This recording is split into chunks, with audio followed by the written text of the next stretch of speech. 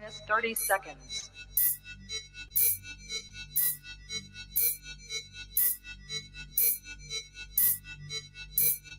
T minus 20 seconds.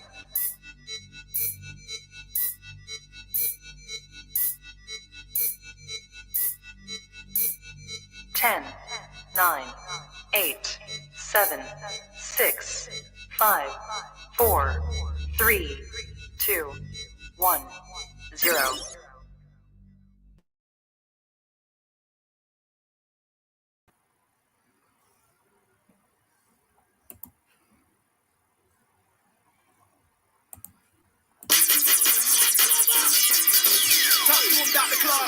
He called for the unity and the redemption of the African world. Salute them honorable Marcus We were not ready to listen then. They might not have been ready then. And wonder whether we are ready Ain't no doubt about it. to listen We ready, baby. now. Let's go. Yeah. Flag fly high, flag fly high, flag fly high. Black fist in the sky, breaking side to side. It's the flag fly high. Come on. Flag fly high, flag fly high, flag fly high. RPGs on the rise, all eyes are recognized. Flag fly high. Hold it high. Let it fly. Breakfast colors forever. Army will never die. On my nine in the throne ready. Let's take a ride. That's what fits me and don't choose a side. This is the path for the warriors. Seldom travel yet and still bad glorious. Black power represents us. You either rolling with Africa or against us. Flag fly high, flag fly high, flag fly high. Black fists in the sky, breaking side to side. It's the Flag fly high, flag fly high, flag fly high, flag fly high. RPGs on the rise, all eyes don't recognize. Flag fly high. The red is for the blood. I got the best stock. The rest got stood. The black is for the guys melanated and elevated, holding the main charge. The green is for the cradle. Africa, everything first, the earth's navel. His Excellency put it together as a symbol of liberation. That's how we get the letters RBG.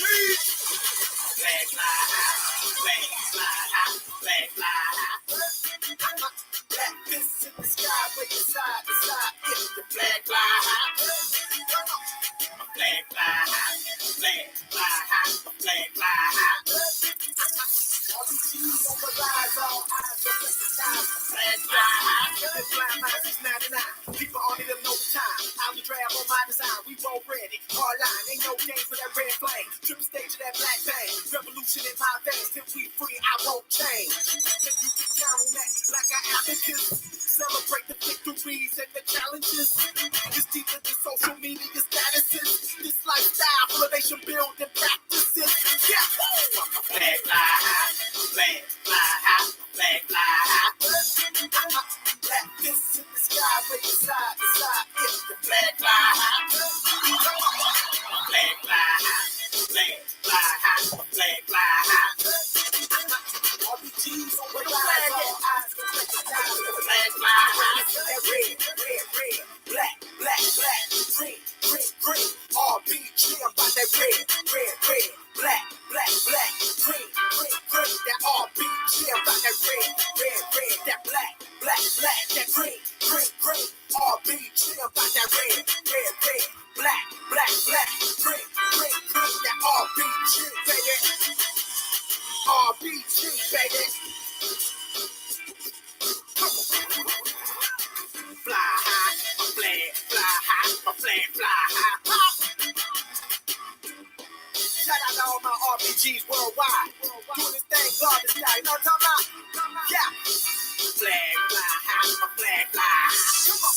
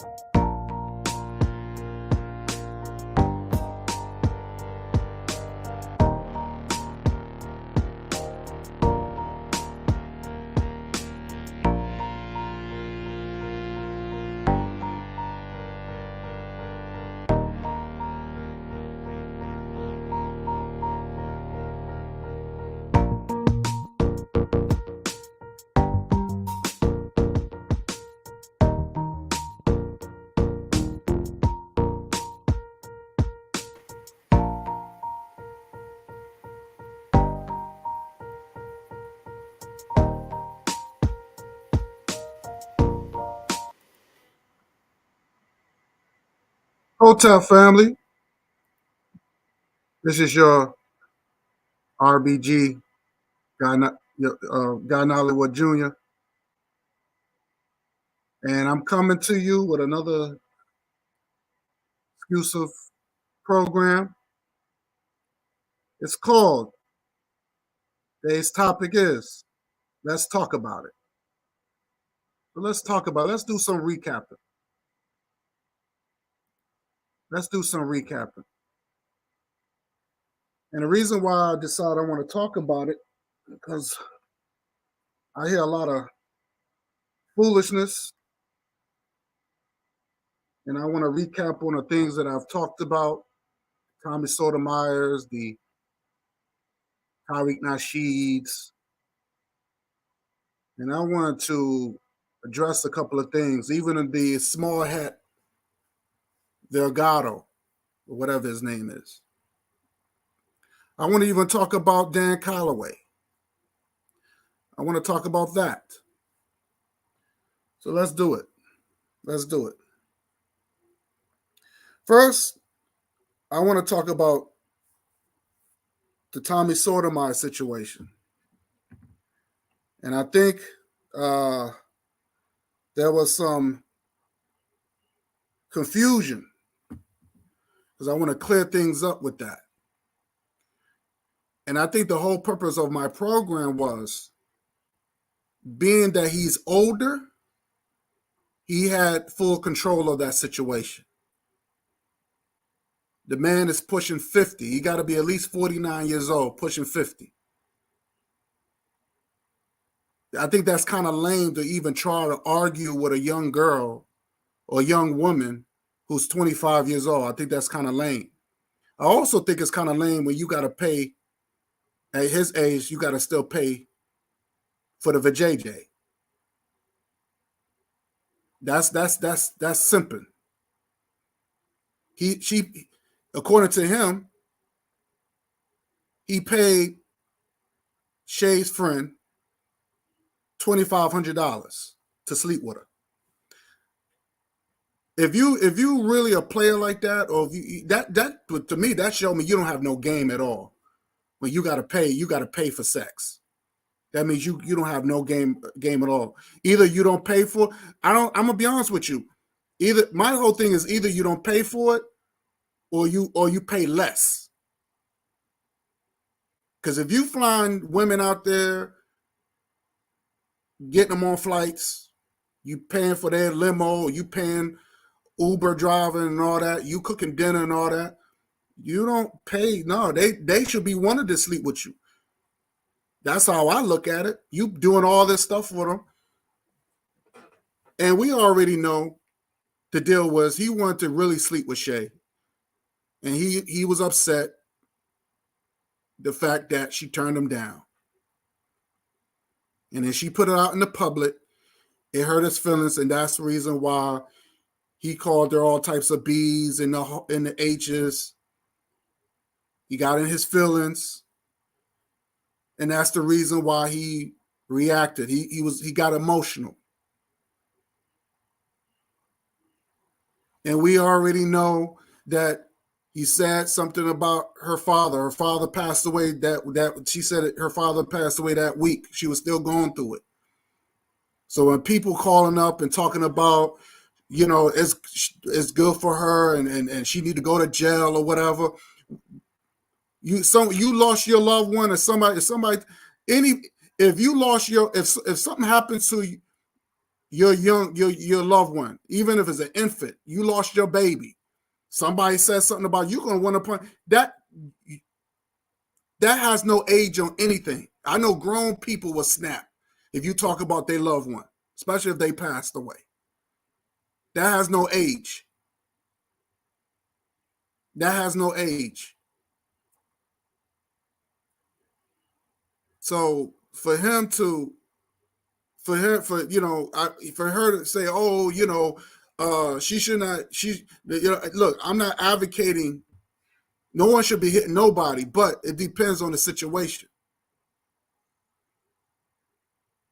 Because somebody talk bad about your loved one, you're gonna want to fight. There's no walking away with that. It's just this is how it is. Hold up, sister Erica. How you doing, sis? There's no walking away with that. So Tommy Sotomayor had full control of that situation. He didn't have to address it. He could have said, hey, sister, Queen. Hey, Queen, how you doing? I'm glad y'all sisters came in. Erica Howard, Queen, I know I am. I'm glad y'all came on board. I'm glad. Thank you. All right. That's what's up. Sisters in the house. Both queens is in the house. Both queens is in the house. But like I said, I'm just recapping. Queen, you already know. Like I said, I'm going to talk about this. You already know. So Tommy Sotomayor had full control of that situation.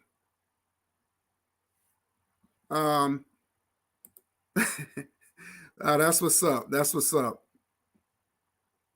I love sisterhood, boy. I love it. That's what's up. Yeah, you welcome, Queen. Brother Bakari was good. Yo, you got to come through on this one, man. I'm gonna put the link in a little bit, but you got to come through for me, brother. It's gonna get real juicy because I'm gonna play some stuff. This program gonna get real juicy.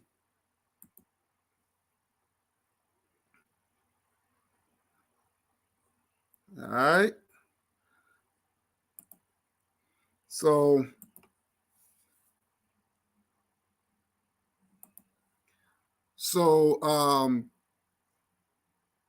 he had full control. Tommy sort of had full control of that situation. He didn't have to engage in that at all. He could have just changed the subject. He could have just been like, I'm not gonna go further with it. He's a grown man. Like I'm not gonna argue with no 25-year-old girl. I'm just not gonna do it. Especially I'm on a show like that. I'm just not gonna do that. I'm just not gonna do that. And then when the altercation started, and yeah, he got punched in the face. Like I would have done it too. You talk about my loved one, I'm punching in your face. That's just how it is. I don't think it has no age on that. It wasn't like she just totally decked him for no reason. No, she had a reason. I've seen grown people do it. You talk about their loved one, you talk about their son. Talk about a woman who just lost her son and see what's going to happen. It doesn't matter how old she is. I mean, that's silly. But the point is, when the situation went down, he was ready to fight this girl. Like he was really like, oh, I'm gonna kick your ass. I mean, he was lunging at her. I never seen that before. I never seen him do that before. He had two guys, Tariq, Nasheed, went at him. You didn't see none of that. And I played that in the video. You didn't see none of that. He got punched in the face in New York. You didn't see him going after anybody. If anything, he called the police like a little bitch. Oh my God, they waiting for me outside. Yeah. Nah, you got to go for yours. You had your man. It would have been, trust me, with me, it would have been like 30 dudes against two guys. Like me and my man, if we get beat up, we get beat up. At least we fought for hours. But the problem is, you shouldn't even been there anyway. You went into the Lions Den. If I'm going to the Lions Den like that, expect to be eaten. I'm gonna expect to be eaten. Especially if I know people ain't gonna like me. So that doesn't make any sense for him to even show up in New York like that. But I'm gonna play you what Tariq Nasheed said about the incident. I'm going to play you what Tariq Nasheed said about the incident when he heard about it.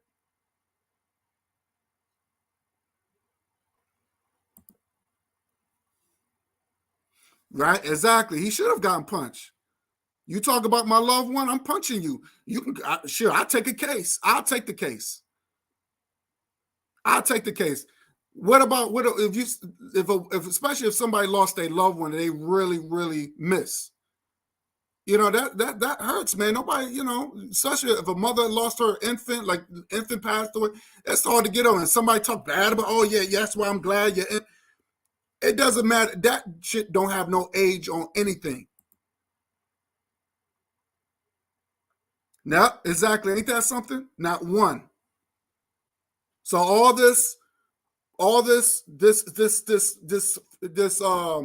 women need to stick together, or what do they call it? This whole feminist thing. I tell you, that's why that whole feminist shit is a joke.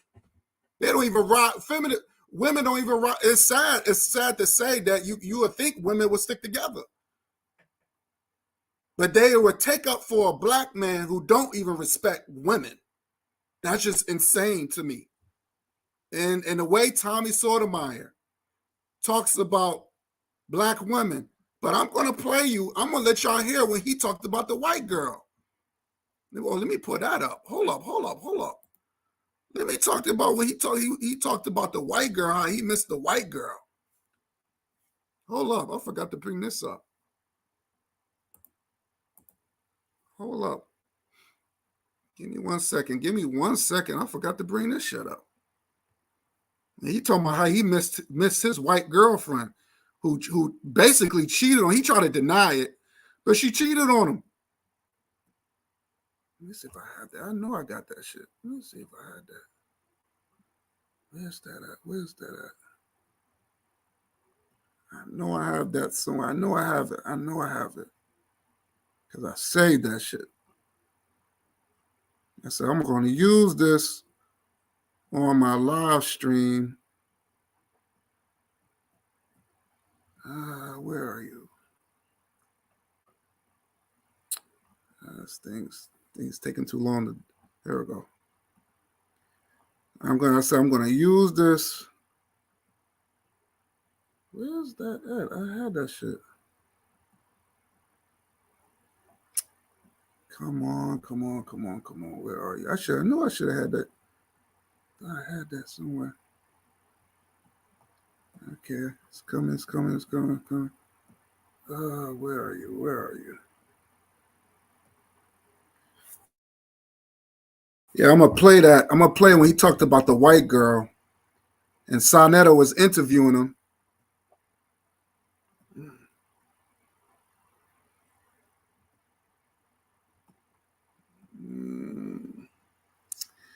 Yeah, where is it? I know I have it.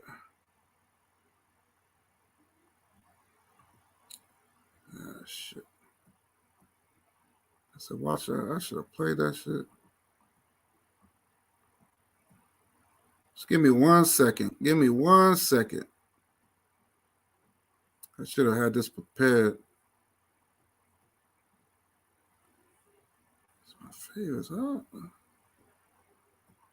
Damn, where is that shit at?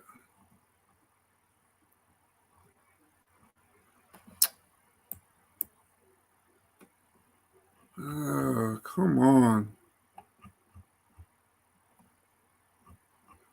He said he was in love with the white girl. Damn, I had that shit somewhere. Let me see. I'm gonna look at my history. Hold on. I know I had that shit somewhere.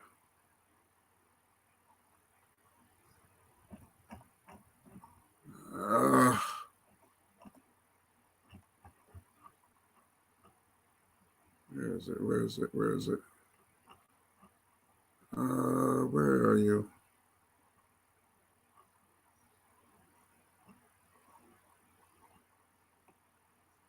Okay. I have it.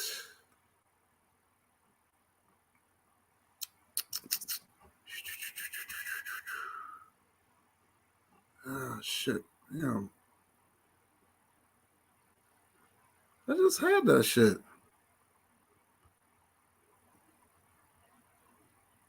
Damn.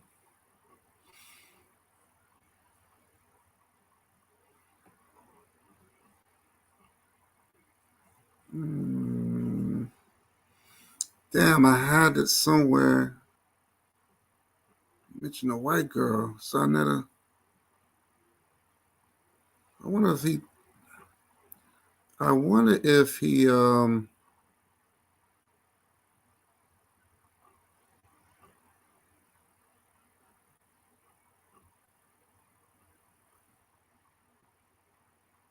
know what? Let me do it this way.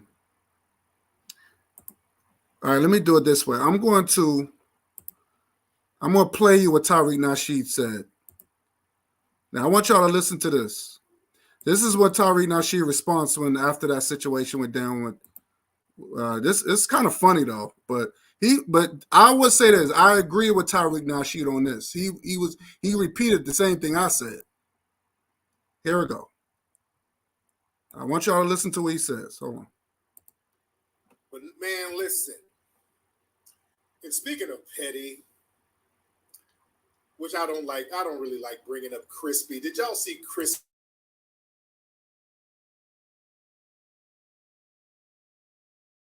ass is watching? Oh, this nigga's a train wreck. And I don't like talk because any promotion, Crispy likes any type of promotion. Crispy got into it with this woman. He about to beat the woman up. Oh, Lord. This Crispy stayed whooping a woman's ass. Crispy stayed whooping on a woman's ass. If there's a woman's ass to be whooped, Crispy's going to be right there, front of the line. Yeah?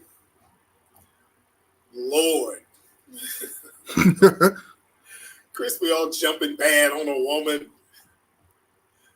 You messed with the wrong one, bitch. You messed with the wrong nigga, everybody. Did y'all see it? When it comes to a woman, he's the biggest, baddest nigga. You don't know he's fucking with everybody. You messed with the wrong one, everybody. I'll beat your ass, everybody. Hold me back, everybody. He's snatching them. I took this bitch, everybody.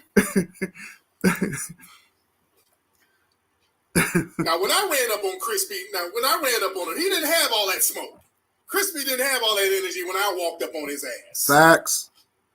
When I stepped to him, he didn't have that energy. He was quiet as a church mouse when I ran up on him. You know, when a man run, and when my brother out there in New York socked him in the face, he got on the phone and called the police. Is you serious? Is you serious, everybody? Hello, everybody. Hello, police. I'm Crispy, everybody. I was assaulted. Is you serious? Y'all remember that when this nigga was yelling, is you serious? A nigga socked him in the face and he started screaming and then called the police. Are you serious, everybody? You stole me. You stole me, everybody. Hello? Yes, I'm in Harlem. I'm on 125th Street. Send an ambulance, everybody. You stole me.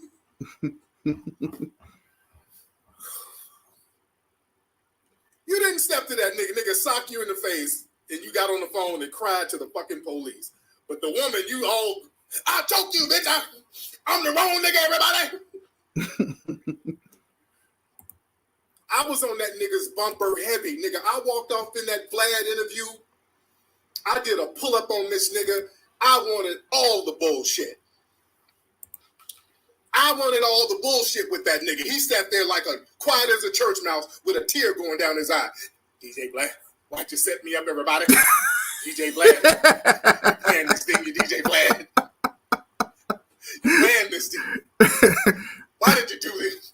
Why did you do this to me, DJ Vlad? DJ Vlad didn't have nothing to do with that shit. DJ Vlad didn't know I was coming. Now, DJ Vlad has security up there now because of me. Everybody who goes up to DJ Vlad's show now, there's security up there. DJ Vlad has armed security up there because of me now.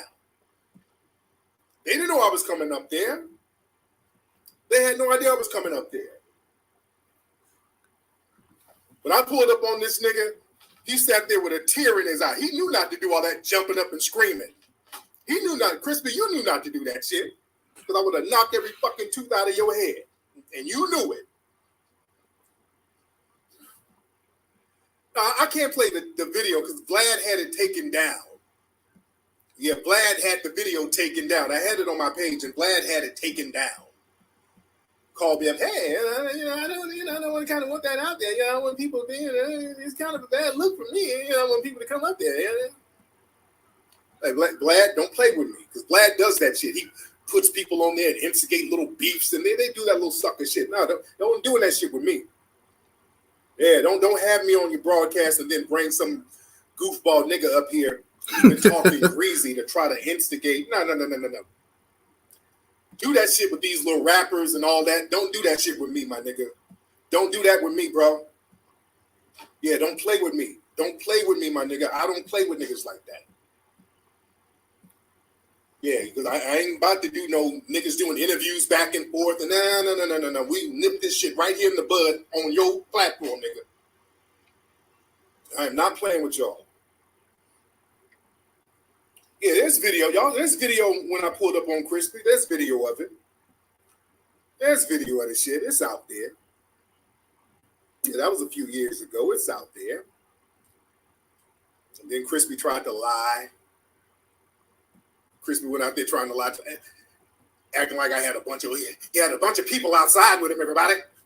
He had a gun, everybody. There was a gun. They had a gun, everybody. They stole me. There was some goons outside, everybody.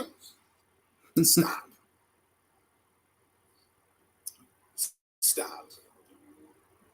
But poor Crispy. Crispy, I almost feel sorry for Crispy to a certain degree. This nigga's doing OnlyFans porn, walking around with his pussy out. I ruined this dude's career so bad, he had to start doing OnlyFans bisexual porn. Yep, he's bisexual. I heard about that. I ruined this nigga's career to the point where he was reduced. This nigga has to sell his ass on OnlyFans. This nigga has to sell his ass on OnlyFans. Poor Crispy. I know you're watching, Crispy. Crispy's probably going to do about 30 videos complaining, which I don't watch his shit, Crispy.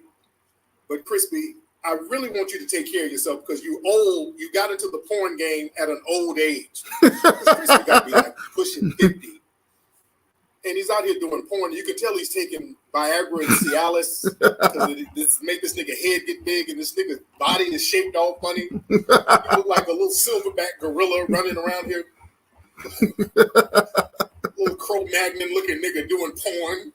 And his neck is all stiff running around. Oh, it's sad to see.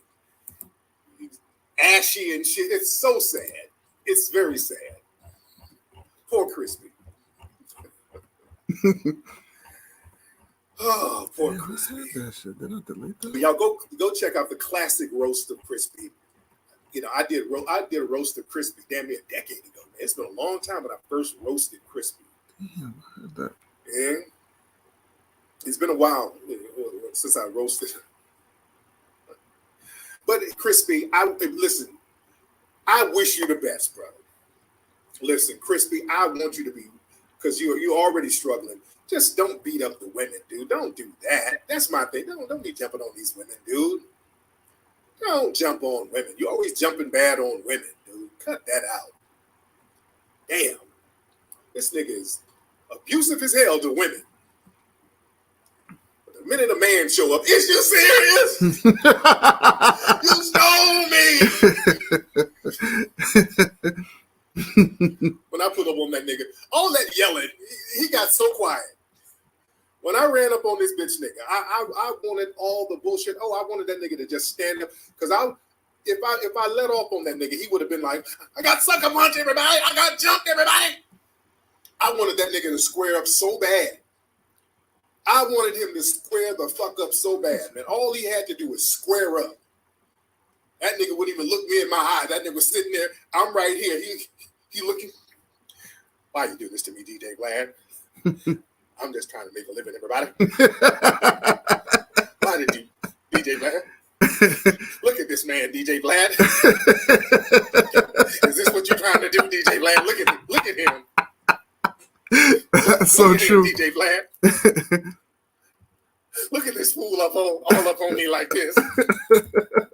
I didn't hurt nobody, DJ Vlad. I'm not in this for any shenanigans, DJ Vlad. I'm just trying to do good for my family, everybody.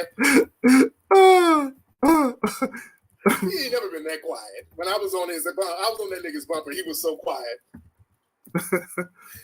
Why, DJ Vlad? I'm just trying to promote some of my projects, everybody. You gonna embarrass me like this, DJ Vlad? Is you serious? Is you serious?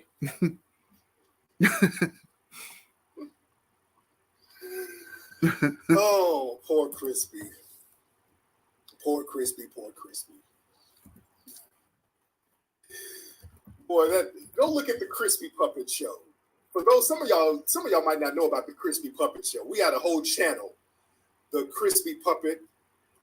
Some of y'all might not be familiar with the Crispy Puppet because some of y'all are new. I haven't talked about the Crispy Puppet in a long time. Let me get some of y'all up to breast on the Crispy Puppet. All right, I was just gonna give you a little taste of that. I'm just gonna give you a little taste. Now I found a video where Sinetta was interviewing him, and this is what was said. And he said that he loved the white girl. He said he was in love with the white girl, and the reality is that the white girl, first of all, she was some ugly ass Russian chick because could barely speak English correctly. And she was bisexual, but she cheated on him with somebody that he knew. I guess it was a close friend of his named Alex. But he claimed it wasn't true, but it was true. But of course, he's trying to save face. But so here's the video. I'm not going to share it, but I'll let y'all hear. I'll let y'all screenshot. Okay, who? What's up, Lady Berry? How you doing, Queen? How's everything? Ben, what's good? What's good? What's up? Yeah, Erica. Yeah, he's bisexual. Tommy is bisexual. Yes, he's bisexual because I heard about it was some rumor that somebody saw on OnlyFans that he put a dildo in his anal. He had a dildo.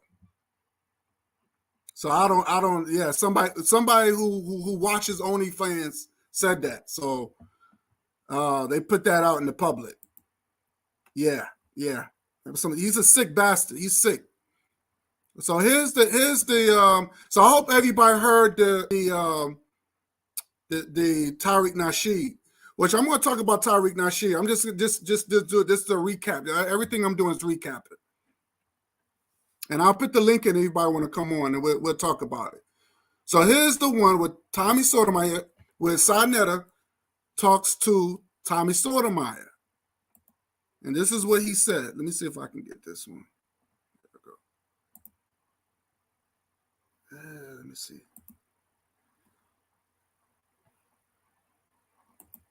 Yeah, here we go.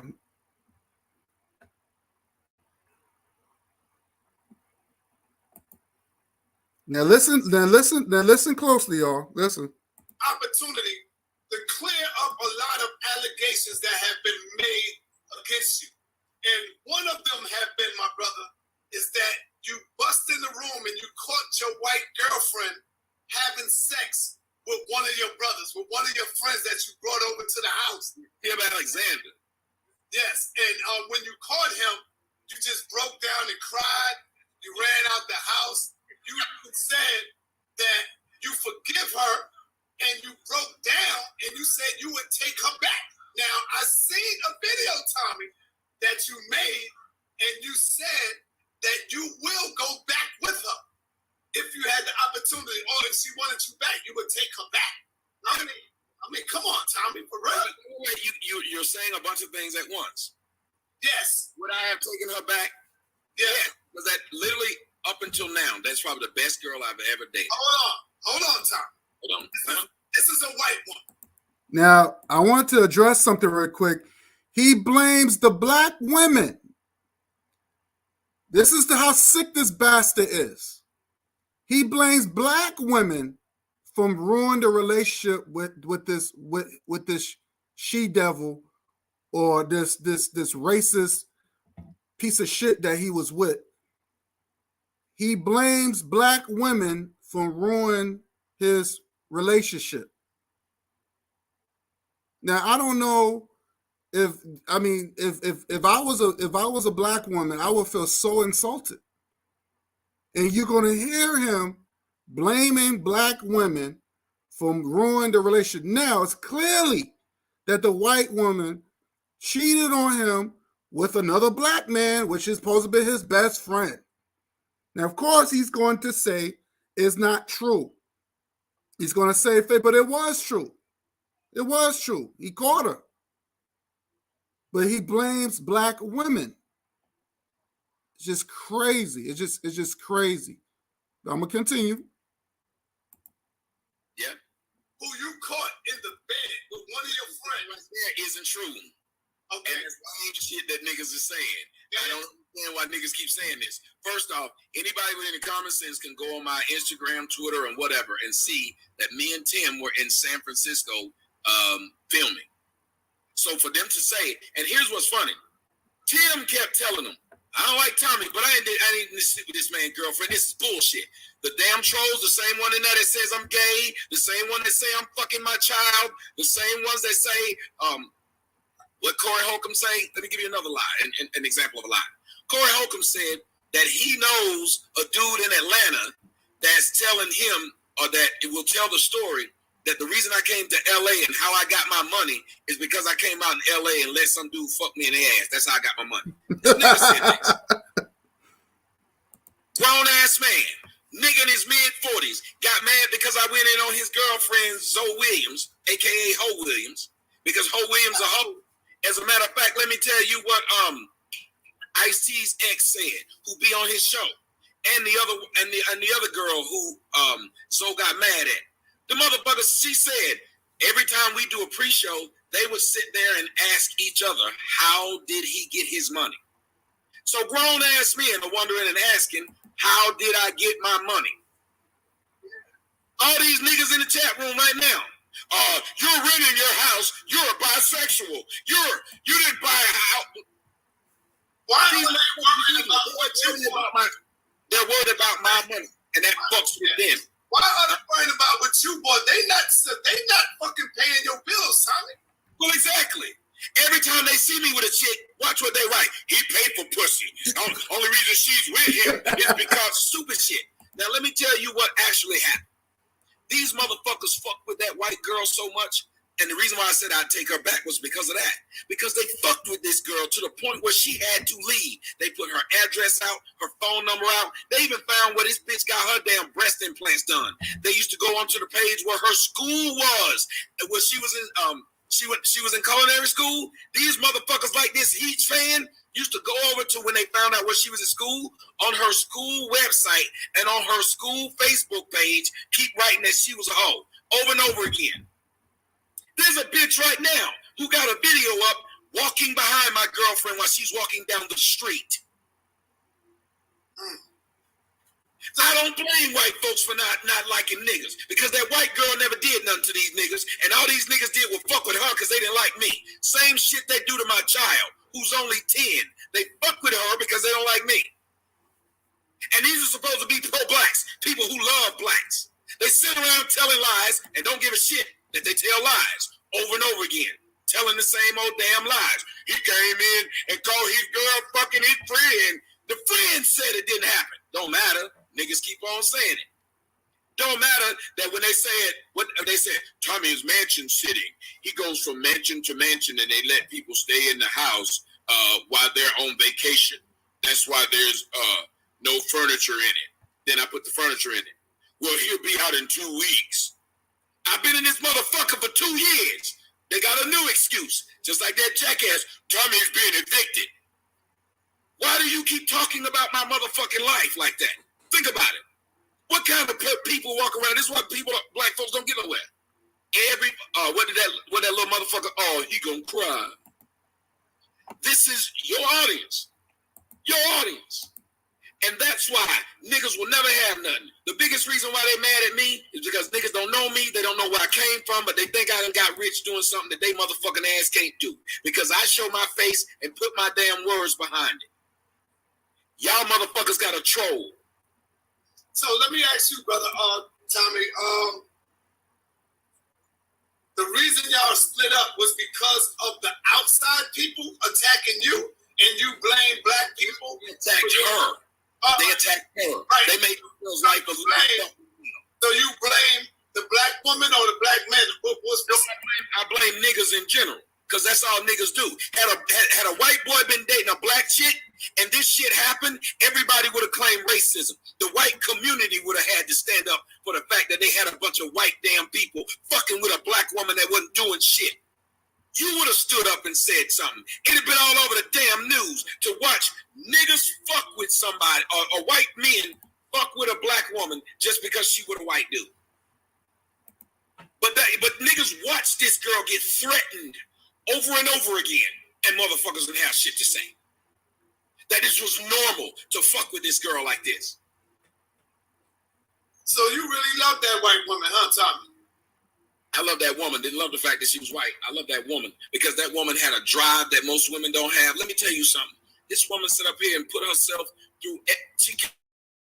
Now I want y'all, sisters, listen to what he's saying.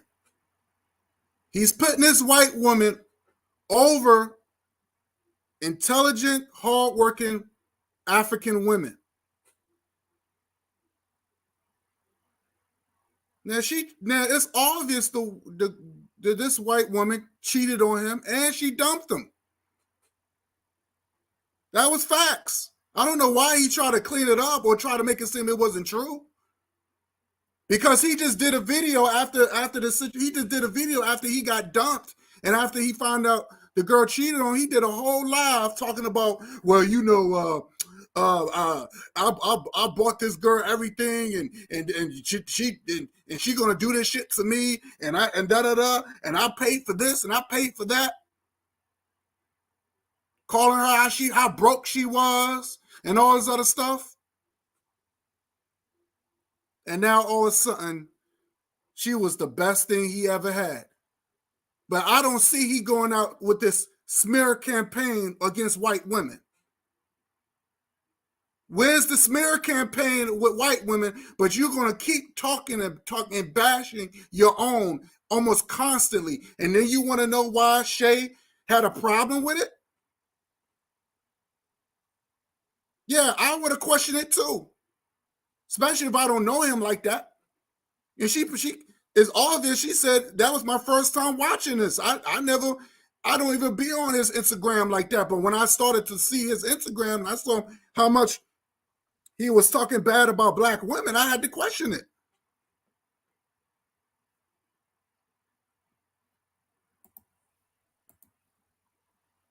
Came from Russia when she was 12, didn't know a bit of damn English. Told you, she came from Russia when she was 12, and she didn't know one bit of English. This is who he's hyping up. Got her master's damn degree while she's been here. Switched up her motherfucking career. So Tommy, so there was no sisters who got master's degrees? There's women on my panel are very educated.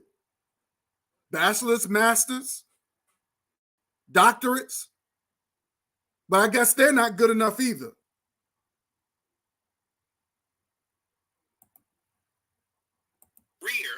And decided to become a chef, didn't ask me for a dime, and the bitch used to have access to my money. She used to have access to my bank account. Didn't walk away with shit. Now he called her a bitch. He called her a bitch. You know why? Because she cheated on him, and then after she cheated on him, she dumped him. She dumped him. I remember Tommy used to talk bad about black women to this white girl. This white girl was talking bad about sisters to this white girl. And even then, you could tell she was very uncomfortable with it But she should have said something. Instead of just saying, I don't feel like talking about that. That's your issue. No, but she decided to go along with it.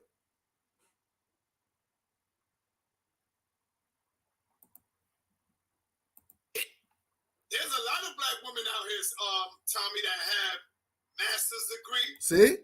See what Sarnetta said? There's a lot of sisters who got mad. I said the same thing. See? Didn't I say that? Oh, I didn't say, whoa. You asked me what I love about her. I was bigging up her. I didn't say black women, though. Never said that. Because let me tell you about my daughter's mom. Mm-hmm. My daughter's mom is an amazing woman, and that's why these niggas talk shit. Because they don't see me and her having no damn problem. Me and my daughter's mom get along. Guess what? Whenever my daughter comes out here to Arizona, my daughter's mom come with her. Be laid up in the house. When I go back, when I'm in Atlanta, guess where I stay? I don't have to stay in no hotel. Guess where I stay at? Mm-hmm. With the mom. Guess whenever my daughter do something wrong, I'm hundreds of miles away. Her mom pick up the phone, put me on the phone, said, don't make me tell your daddy. I don't have that problem with my daughter's mom. Tommy, do you talk like this around your baby? Like, she's a black young child. So do you talk negatively about black women around your daughter? I talk negatively about the stereotype of black women to make sure she does not fit that stereotype of black women. Just like if you're smart and you got a son, you make sure there's a stereotype of black men and you don't want your son to fall into that stereotype. You want your son to be the difference maker. Just like how Martin Luther King told his people, you know what? They may be expecting us to be violent. We're going to give them something different. Mm-hmm. My job is to make sure my daughter gives them something different. My job is to make sure that my daughter doesn't wake up every day feeling like she got to hate her hair. My job is to make sure that my daughter doesn't feel like her body is only used for sex. Too many of our black men who seem to be going somewhere get tarnished. Your Bill Cosby's.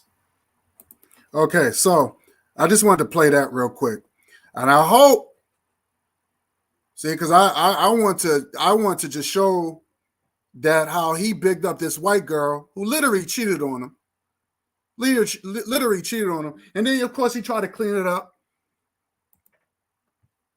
He tried to clean it up, but we already know the truth. We already know the truth. So, like I said, Tommy Sotomayor is a piece of shit. He's garbage. And like I said, I believe I want to say I know that he was in wrong. And he's a loser. This guy's a loser. And like I said, if he ever come on my platform, he will be in the hot seat. And he's not gonna control my channel, because that's what he does. He always try to cut you off, or because he comes in. Oh, he try to control your show. No, you're not going to control my show. You're the one in the hot seat. So that's the reason why he tried to avoid me. But I want y'all to hear out of the horse's mouth. He said he was in love with this white girl because she got her master's degree and all this other stuff. Like, sisters don't have master's degrees. They don't have doctorates. Well, I didn't say with a black woman. I just said women. Nah, get the fuck out of here, man. You're a joke. You're a fucking joke. So that's what I want to say on that lame dude. Now I want to talk about the small hat fake Jew. Valgado that came on my live.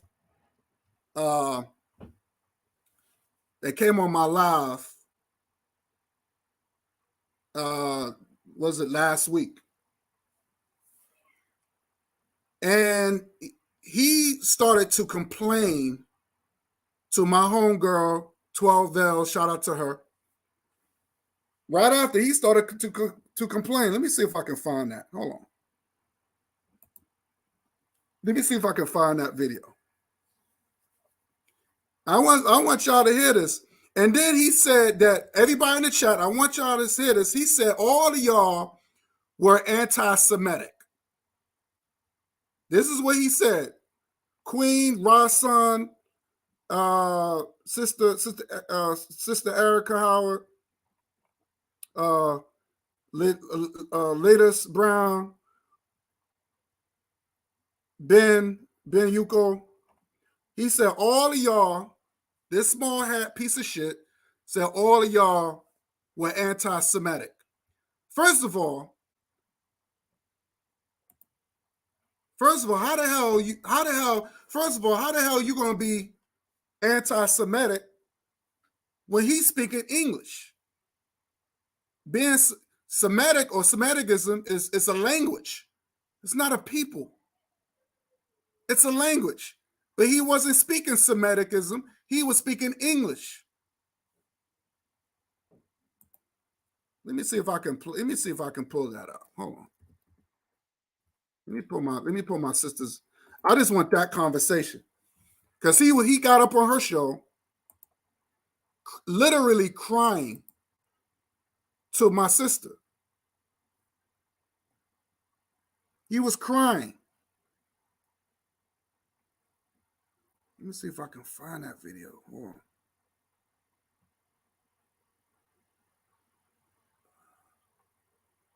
I think this was it. Hold on. Yeah, I think this was it right here. And he got on a show crying to her, talking about how bad I treated him. Let me see if I can find that.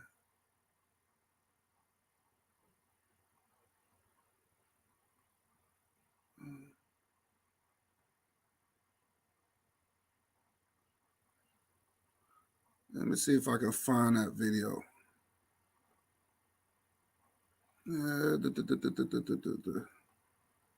I think this was it. Let me see. Hold on. What the fuck? That's not it?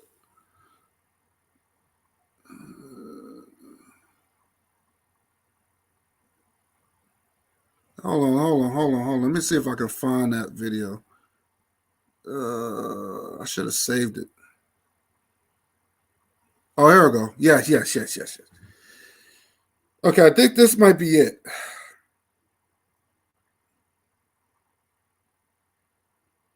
Hold on. I think this might be it. Give me 1 second. What is your reason for coming to Black Spaces to talk about Black history and your point of view, since you don't identify as a Black person or anything? Okay, I will tell you why. First of all, I don't come here because of your skin color. I come here because you're just a nice person. Okay, and I want to learn about other cultures. Okay, I go to a different panel to learn about different cultures, different stuff. Okay, I call the anti-Semitic original people. Okay, first of all, politics into coming about Black History Month, especially when you learn it from school. Okay, so this is it right here. This is it. So he responds after he came on my show. So he's crying to my sister, 12 Val. Shout out to her again. Hope she come through. So he's crying. So this piece of shit white boy start crying to her like a little pussy. Now, why are you crying to one of my people? She's my people's. Why are you crying to her? Then here we go. And the thing about it is that it's always the same narrative. Everything starts off with slavery, whereas at the beginning, like I don't mean in America.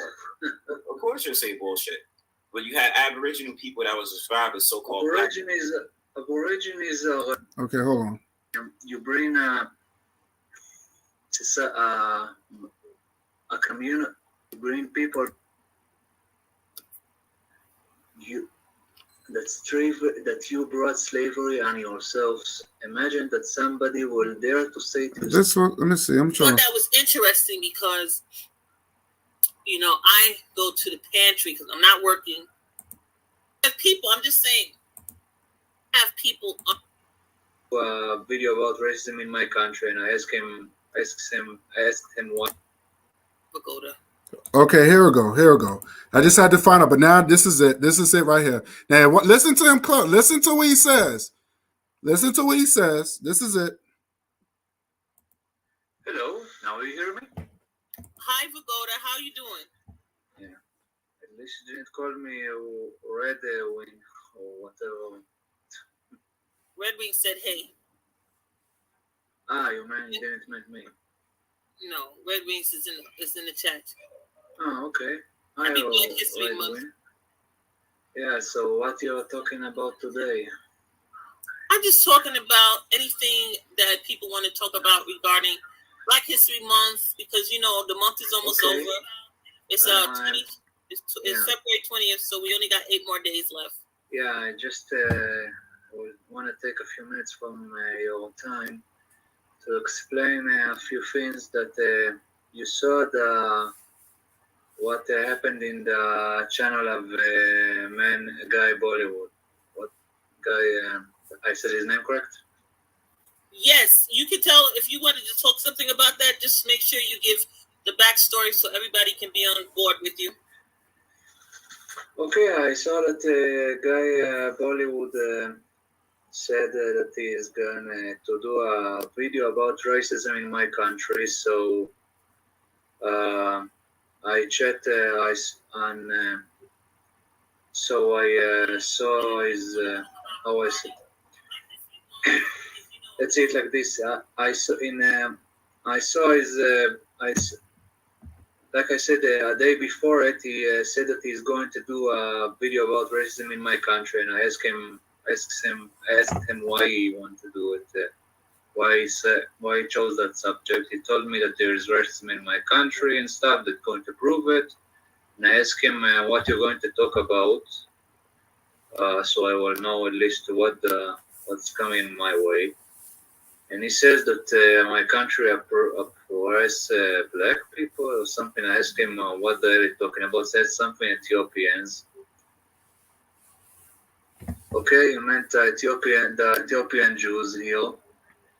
Okay, and yesterday I came to his show in 1:30 in the morning, my time.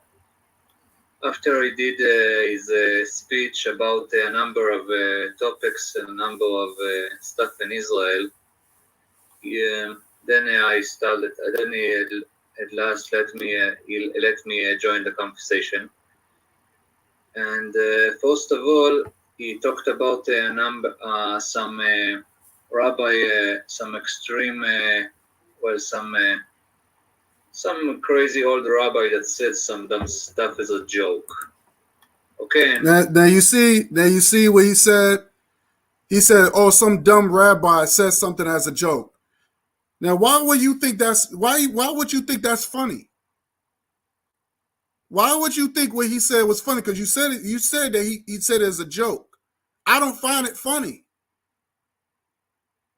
I don't find what that rabbi said about my people is funny.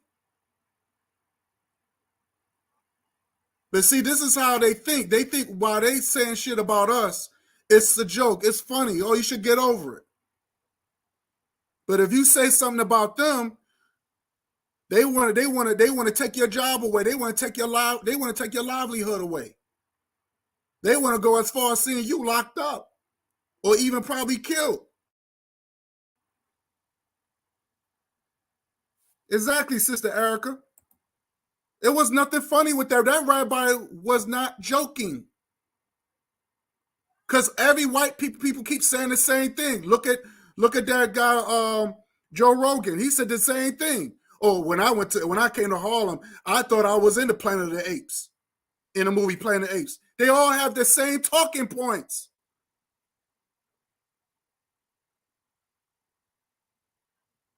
So it was good that Whoopi Goldberg got expended. It's good that she was taught a lesson.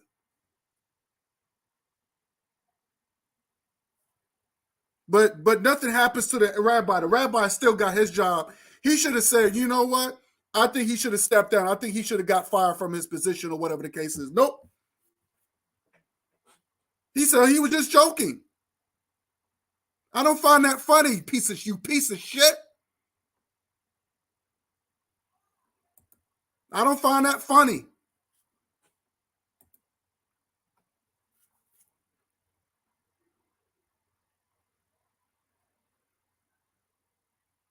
Exactly. Facts. Facts, Rasan. Shout out to you, Hotel. Facts. Exactly. Exactly. Facts.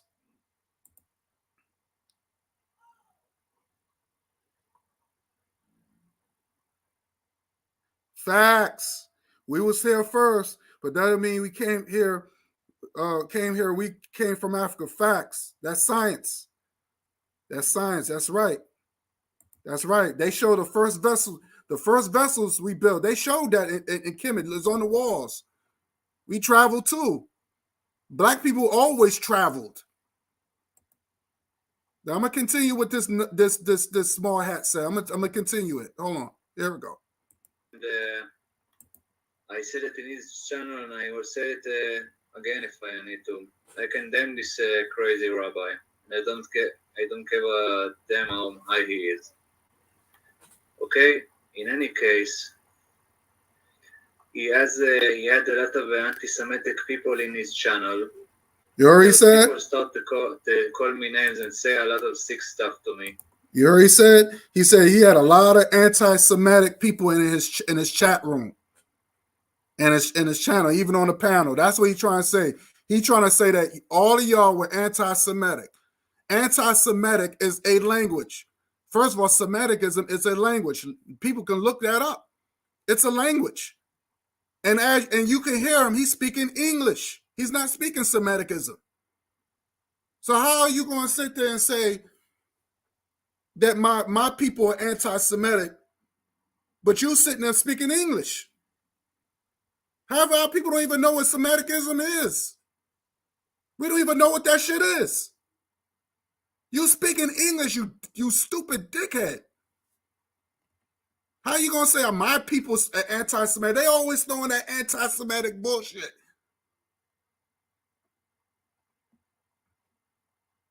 Yes, it's BS. He said y'all were anti-Semitic. But he's speaking English.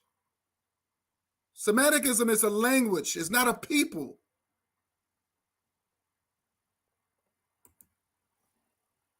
Shit is crazy to me. And before I got into the chat, some of them got first. And when I got and tried to answer to what he said, to the stuff he said, first of all, it felt more like an ambush instead of. Why do white people always feel that we're attacking them? They always feel that every time when they see it's okay to attack black people, but my first of all, he was the one that wanted to come on my panel. He kept begging me, pleading in the chat, put the link in. I was going to bring my peoples on anyway to chop it up. But since you insisted, maybe I was talking about going into the lion's den, you decide to go into the lion's den. You decide to go into the lion's den. And it's obvious you didn't answer none of the things that then we put out there. You didn't answer it. You didn't have any answer for what was going on in your own country. You didn't know that Jewish people run the banks. You didn't know that Jewish people, I'm talking about white, Caucasian, Neanderthal Jews, run the banks, run the media. You didn't know that. But you want to sit there and you want to act like you know your own people. You don't even know your own people. You don't know what's going on. We know about you more than you know about yourself. Delgado, or whatever your name is. Nobody asked you to come on my panel. I didn't beg you. You pleaded to come. You pleaded for me to put in the link. So you got what you deserve. So I don't know why you crying to my sister 12. I don't know why you crying to her. Civilized the chat or civilized debate. Okay. And he was back again to about the Whippy Goldberg stuff. Okay, and I tried to show him a video that explains in more what's the problem and what she said, and he said that that he can show that video. He didn't see. I tried to show him in the comments, and then he's also the racist people that he let come on, said a lot of crazy stuff, a lot of, and when it's post, they said that 12. You hear me all right? Yes. Okay. Why you ask that, Pagoda? Let me just let everybody know. So, Guy Nollywood is the content creator he's talking about, and he's talking about racism in Israel. Channels that's right here that I'm showing y'all right here on the screen. And I must say that Israel and racism in Israel Part 2, and Pagoda is referring to that. I just want to finish. What I'm saying is, first of all, the video that the report that he shows is, it's they did too much sin about it. I will not say it's not lies, but it's it's too much how you say it in English, exaggerated stuff. That's not true. That's not true. He trying to say it's over exaggerated. That's not true. But then you turn around and say, well, it's not lies. What Guy Nolly will put up is not lies. So how is it? I don't understand. How is it? So what did I say was wrong? What did I say was wrong? And I played the video. You had a brother from the States was talking to his people who's from Ethiopia, and they even said that it was racism. You hear the lady, she says, ain't no white person's lesser than me. You hear the elder lady said this. So you hear it. But he tried to make it seem like, but first he tried to make it seem, well, there's no racism in Israel. And then all of a sudden, well, he wasn't lying. Guy Nollywood wasn't lying, but it's just over exaggerated. I'm like, whoa. I played the damn video. This is not no pure talk. But as you can see, he's in denial. He's in denial. And he says that, I come to the channels because I want to learn different cultures. You see what I'm saying? Listen to what he said. I come to your channels because I want to learn different cultures. This is what I tell black people. Be careful what kind of the ignorance, I won't even say ignorance, the stupidity that y'all put out there.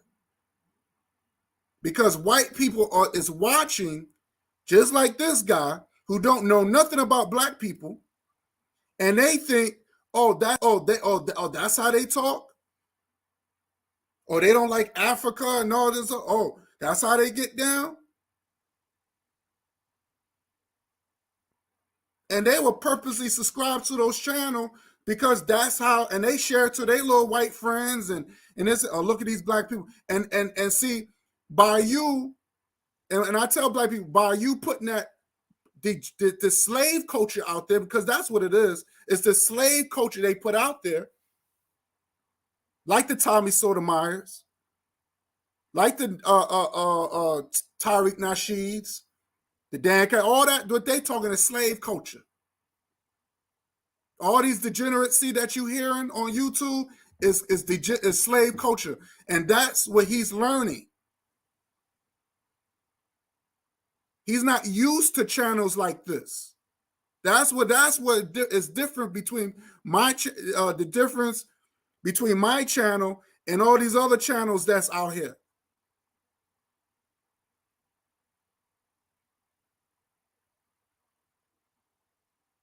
So we gotta really be careful, because these people think black people are just one way. And see, we gotta be careful too, because when you start putting that degenerate slave culture out there, your value goes down. You know, people gonna look at you as less valuable. Well, because just in case a white man to get with a black woman, he's gonna treat her like shit. A white man. So if a white man get with a black woman, he's gonna treat her like shit, because this is how he think about black people. Ain't shit. This is how they gonna look. This is how they look at us. Well, I'm gonna sleep with her, and after I sleep, I'm gonna dump her. You got a lot of white men, when they get a black woman pregnant, they're ashamed. They don't. That's why, if you notice, you don't see white men with biracial children. You don't see them. And this is facts. And vice versa. After white women get done with black men, they shit it on. We see that. Look what happened to Dr. Dre. Look what all these celebrities that use these coons, and how they shitting on them left and right, getting them all that money, and giving it right back. Take the black man's money and giving it to the white man. And that's the game they play. Because they look at you as less valuable, and all because how you treat each other.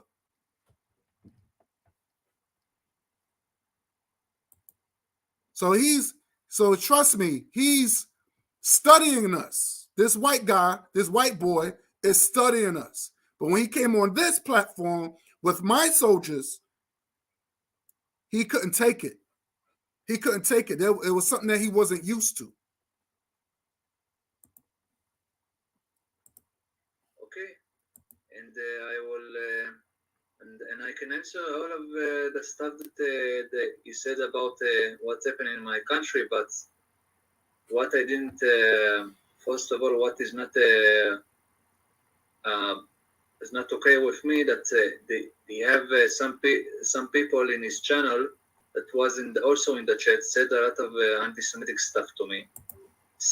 And literally try to prove that the Jews run the banks and stuff. And you saw it at 12. It's insane. Okay, I'm okay for a nice chat. I'm okay for a discussion, but there need to be a limit. What next is going to? So he said, listen to what he said. He said it should be a limit of having, basically what he was saying, it should be a limit of having an intellectual conversation with African people. That should be a limit. It should be a limit on intellectual conversation among African people. That's what he's really trying to say. If I had ran my show just like these other degenerate shows out here and talk bad about Africa, talk bad about my black women, talk bad about my brothers, he would have stayed on there and had a good time. Or he'll try to pretend to try to be this white savior. Oh, you know, that's kind of messed up to talk about your people like that. I love all races.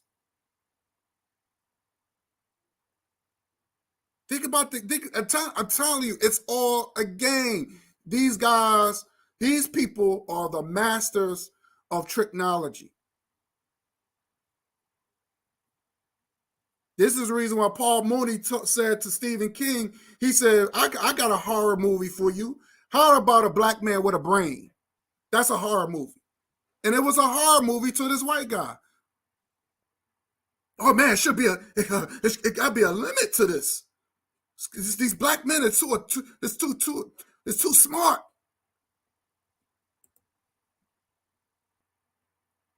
You got to read between the lines. And also, they said that it's they also said there. Now, remind you, he's not speaking Semitism. That's English that he's speaking, broken English, but that is English that he's speaking. That is not Semitic. So I want him to. I really want him to explain how you going to talk about my people is anti-Semitic and you speaking English. You've been speaking English all this time. I'm just confused. The racist that was in the chat, the two racists that he brought to the chat, that I don't have the words to describe it. It's. I was shocked at this, and they said that we were kicked out of Europe because we did some stuff, or that we did some stuff to Hitler because, and that's why the Holocaust happened. They said, well, not exactly those words, but they said it, and you saw it. Okay, and I want you all to just imagine if somebody will tell you in the face that you brought slavery on yourselves. Imagine that somebody will dare to say to you such an insane thing, and you will expect to debate them about this again and again. What? Now, see that wasn't that you can't even compare that. You can't even compare that to what happened. We didn't. My people did not direct Schindler's List. That came from his people. Steven Spielberg. He's Jewish. That's what he said. That according to, and it was based on a true story. And matter of fact, it was true.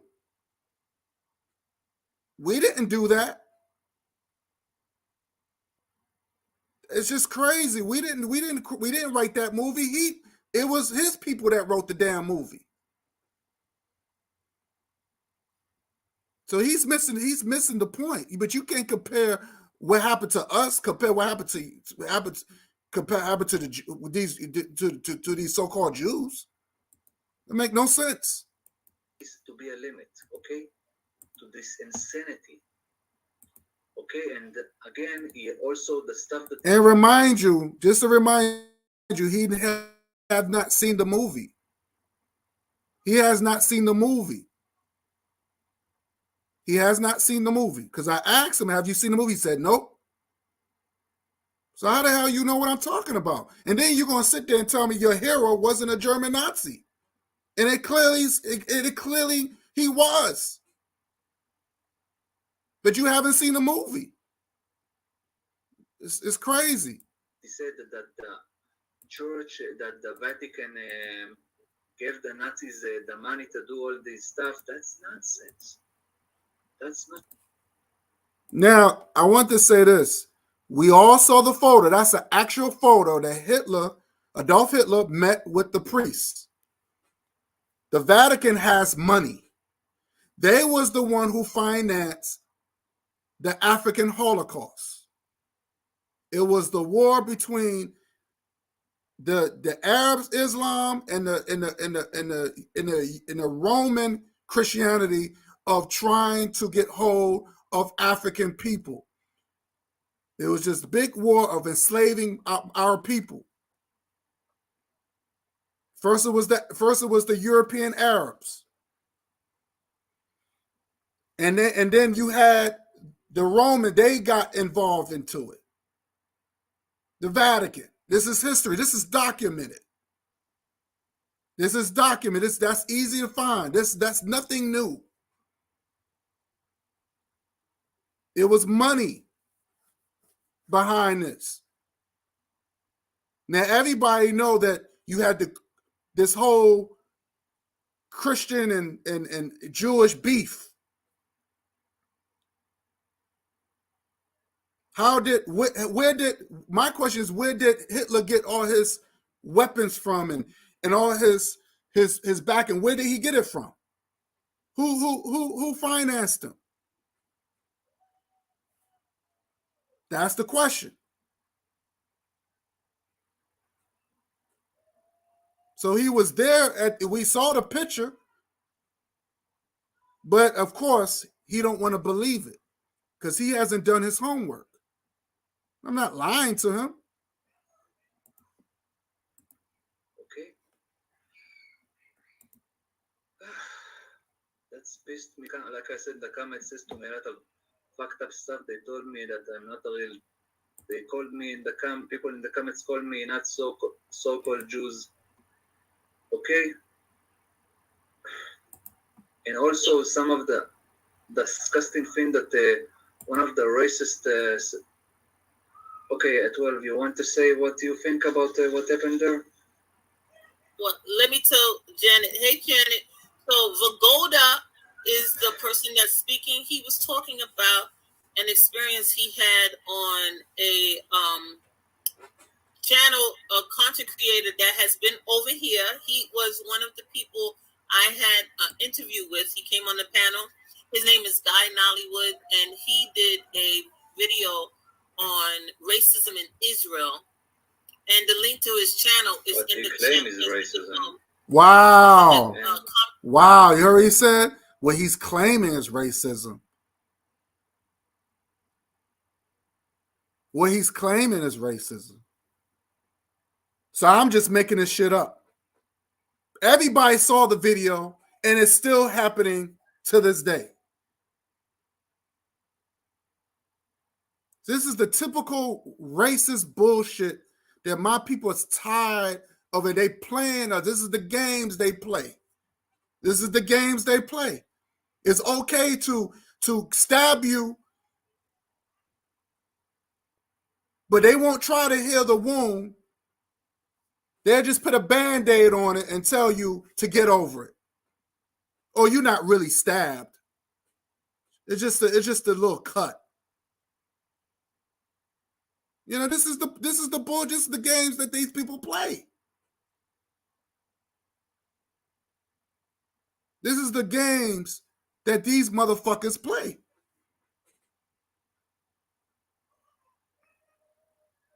But you want to come on, you invaded my channel. I didn't bother you. You invaded my channel. You the one who asked for the link. You the one who decided to walk into the lion's den. But because you was dealing with brothers that had a brain, you couldn't deal with it, and you ran off like the coward that you really are.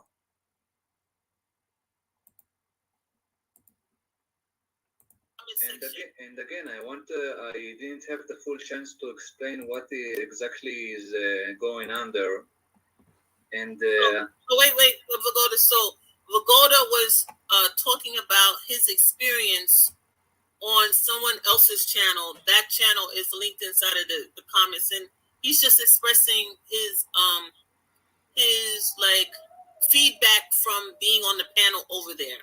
Yeah, so you see me in the you see me in the panel when the anti-Semites have their crazy propaganda. I tried to to silence them, and I just was shocked that he let them say this crazy nonsense. So he said he's tried. See, you heard him? He said he tried to silence me. Let me play that again. Hold on. Vagoda was talking about his experience on someone else's channel. That channel is linked inside of the comments, and he's just expressing his like feedback from being on the panel over there. Yeah, so you see me in the you see me in the panel when the anti-Semites have their crazy propaganda. I tried to silence them, and I just was shocked that he let them say this crazy nonsense. Again, imagine that somebody will try to seriously debate you and claim that you are that slavery happens because it's something that you did or something, and you had the guy in Hollywood. Let me say this. Let me address this. If somebody was telling me that we caused our own slavery, if you could put out the evidence and stuff like that, then I would have no choice but to accept it. I would have no choice but to accept it if you could prove it. Now I showed the evidence. I showed what our people was going through from in Ethiopia with how they're being mistreated. I showed the evidence. You know what I'm saying? These people wasn't lying. There's no different what our people are going through when they're around these white folks. There's no difference. The same way how our people is going through with white folks in South Africa. Same thing with how our people is going through here in the United States with white folks. It's the same thing. It's just the same over and over mistreatment.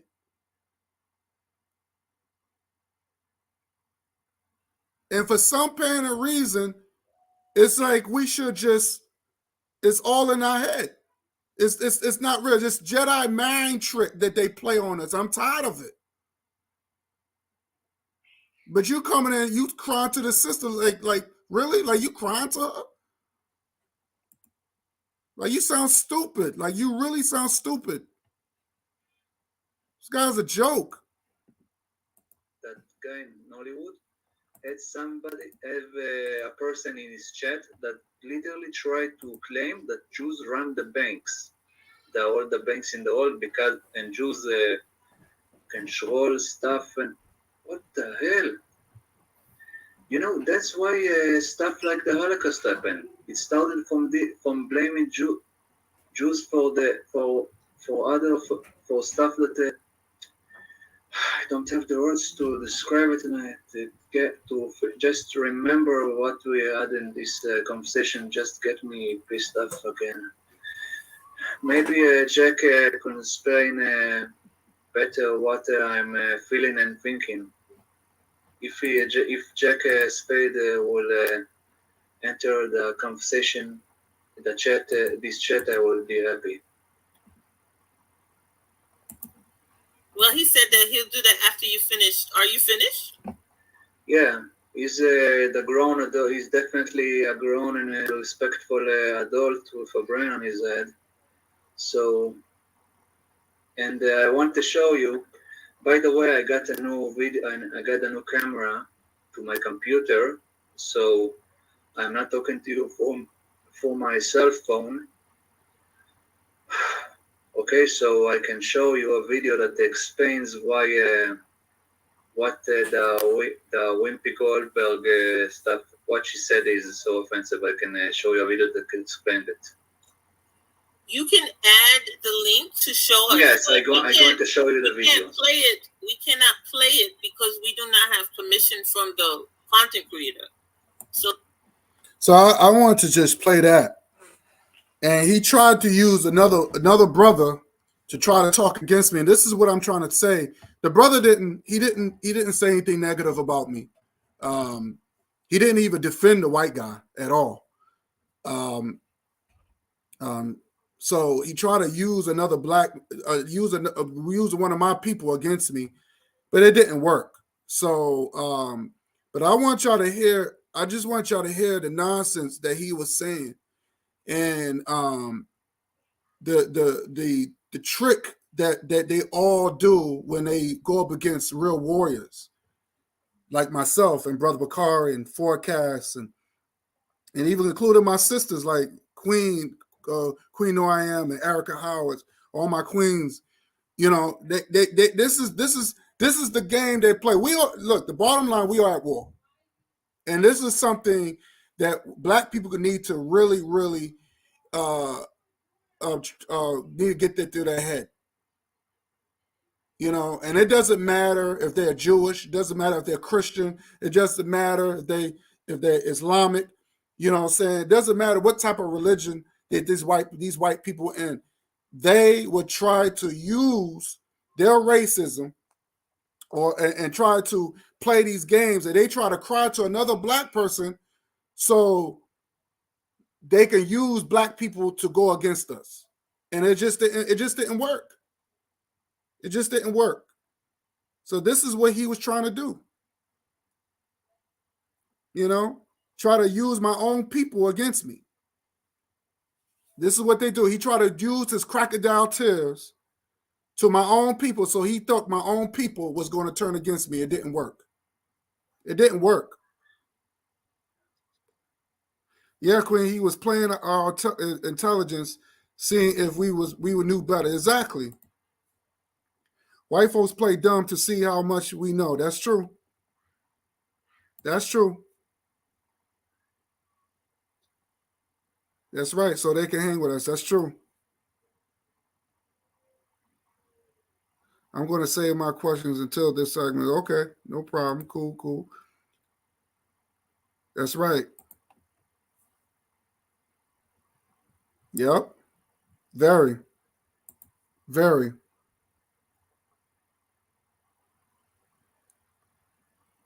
He knows.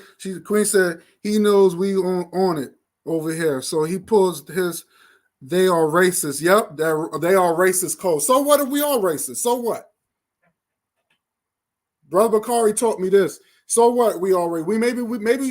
I think. So what if we all racist? So what? Everybody else is racist to us and come up real quick.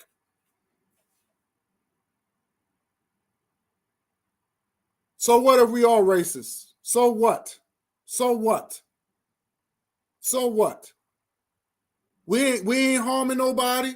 We ain't bothering nobody. We ain't lynching nobody. We ain't passing laws on nobody.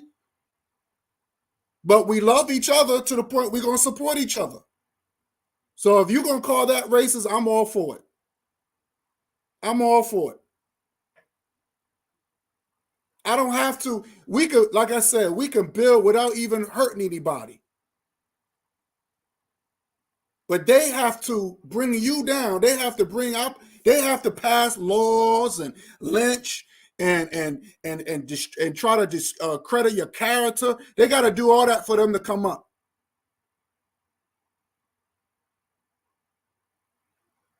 We got to be one powerful race to the point that we could just come together and we can grow real fast without even without even laying a finger on anybody.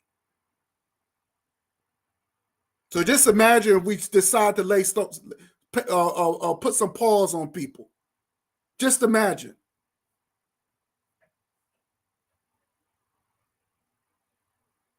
And yes, I believe, and I'm going to say this again, I believe for us to come up, if once we run a country or once we join with our people, laws should be made so other races should not come up.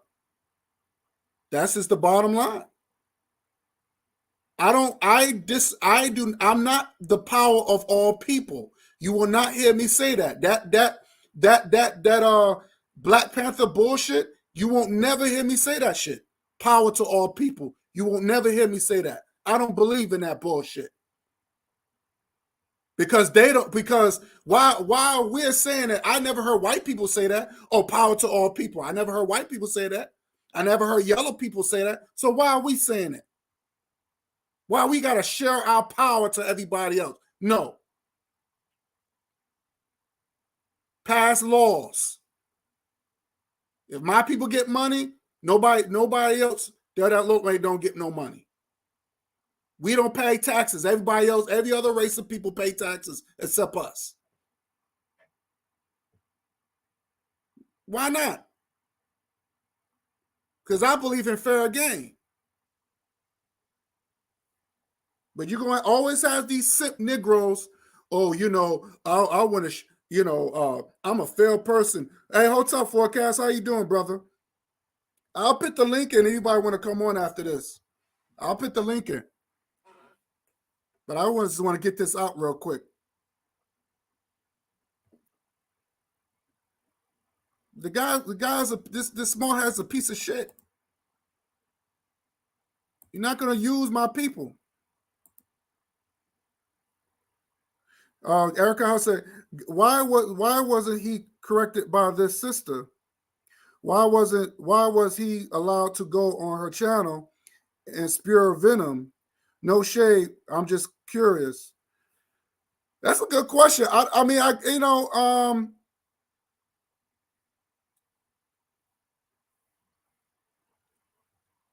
don't know. I just feel like I don't think, sometimes people just, feel like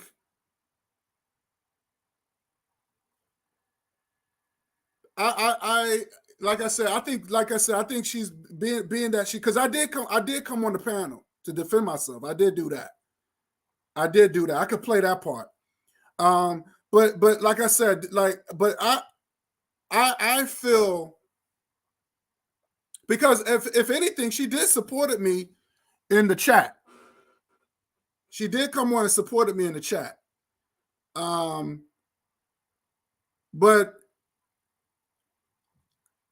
I guess the reason why she didn't say anything is because she didn't because how sensitive he is. I don't know. I can't really explain that. I mean, she would have to explain that. I can't really explain it, but I don't think she did anything wrong, in my opinion. I think she just tried to stay out of it and let men handle that. Because some sisters, they'll just say, you know what, I'll let the black man take control of that. And that's how I looked at it. You know what I'm saying? Because we as black men, when we dealing with white men, we gotta handle that. I don't think that's the black woman's role or the African woman's role to deal with that. We're tired. I'm tired of letting my sisters fight for us. We got to do that. That's our role. We got to handle that. And I came on the to defend myself. Let me see if I where is that? If I came on there, I don't know when I came on there. I think she did came on there.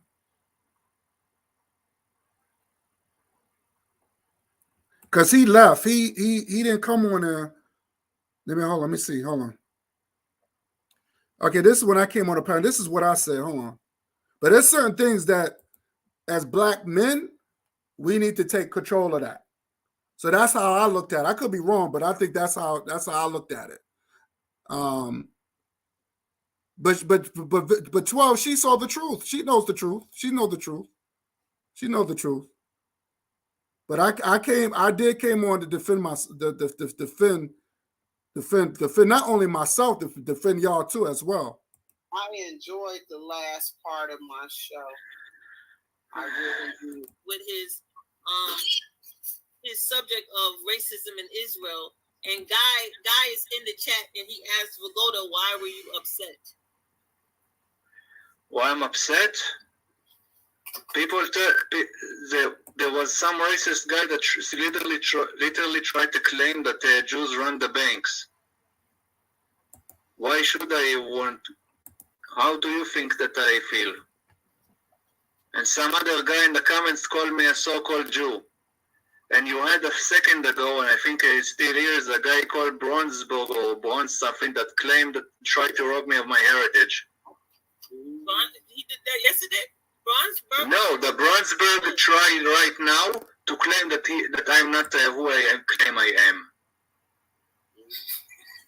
When did he do that? Wow. Well, I understand. What he said, he claimed that he is the original Jews and not me. That he. Oh, he's talking about the Black Israel comment, Bronsberg. Oh, he's talking about the Israelite comment. Well, yeah, like I said, the Hebrew Israelites are a hate group, and look what they did. They Yeah. No, they're not a hate group. Now you're spitting all this hatred, but it comes out to my people. We're the hate group. We're the hate group, but you're passing laws against our people in Israel right now. But we're the hate group. When you start passing laws so my people can't come up, you're the hateful group. You're the hate group. We're not passing no laws against nobody. We're just talking. Just like Paul Mooney said. He said, black people talk, white people do. You passing laws against my people. So who's the real hate group? Terrorizing Jews in the USA. They also, two of them try to murder Jews in a kosher supermarket. Okay. You had one of them. You had one of them came to London and arrest Jews in some train. Okay, I don't understand why it's so hard to understand that we have here a hate group. So there's a lot of people who be hating them people, and I don't understand why. It's like I said, I don't hate no race. No race is hated by me. You know, and this is one sister on there. She's like, you know, she can tell. She said she's an elder, but she just a minute ago she was just complaining about why she deserved reparation because how African people in this country have been mistreated. You should have some sort of venom against people who pass laws and mistreated with you. You can't sit there and say you don't have no hatred. It's okay. If you're a Christian, even the Bible says it's time to hate, it's a time to love, and it's a time to kill. It's what he said. He said it's a time for peace. There's a time for war. There's a time for love. There's a time for hate. So if you're God saying it's okay to hate, why are you saying, "Oh, I don't hate nobody," but then it's okay for people to hate on you and come up? That don't make any sense. That don't make any sense to me. But see, that's that bullshit religion. That's that weak-minded shit that I cannot take. Black people need to stop with that. But I don't hate nobody. I don't hate nobody. Stop it. Stop it. You sound dumb. Tell it to the Bronzeball guy. He's literally trying to rob me of my heritage. He tried to excuse racism. Nobody not trying to rob you of no fucking heritage. That's another dumb shit I can't. Oh, they trying to hard. What heritage do y'all have? What? Tell me. Because everything that y'all got, y'all stole. Y'all stole. Let's stop it. Now I will say this, Shaka Almos. I was looking at his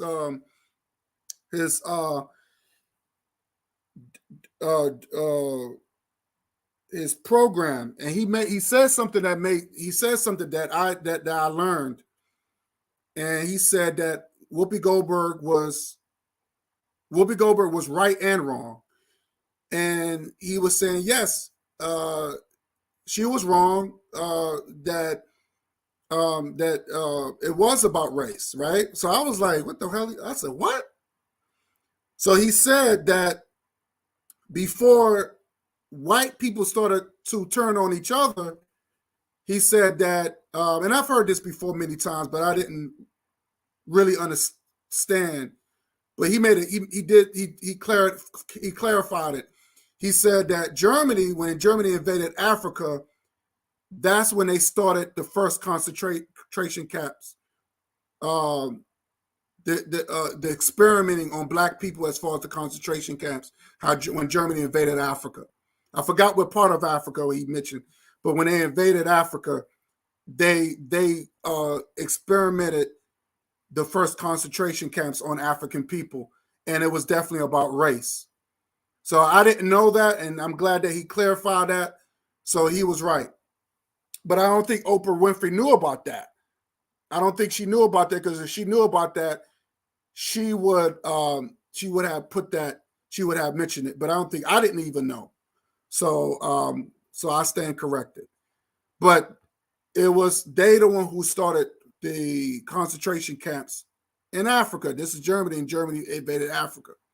So yes. But I don't think, like I said again, I don't think Whoopi Goldberg wasn't talking about that. I think she was talking about what we seen that was told to us by a Jewish guy named Steven Spielberg. So that's what I've seen. So I don't know. That's what. But I definitely learned something when he did that program. Okay, so this is what's going on, right? So the thing about it is that you need to go and listen. So I'm going to play. So this is the story. I want him to take a look. When we talk about the accuracy. May I say one thing? If you have a problem with the way we have been treated as Black people, you need to go and listen to my show. And that explains it all right there. Ain't no problems, ain't no ins and outs about it. Go listen to my show. Go listen to it. What did you want to ask? You said you wanted to ask something. Concerning the banks, why it appears to be that way, is due to the nomadic nature of the Jews of the past, of the biblical past. That is is woven within their practice. Now I'm gonna let you know that I will say this.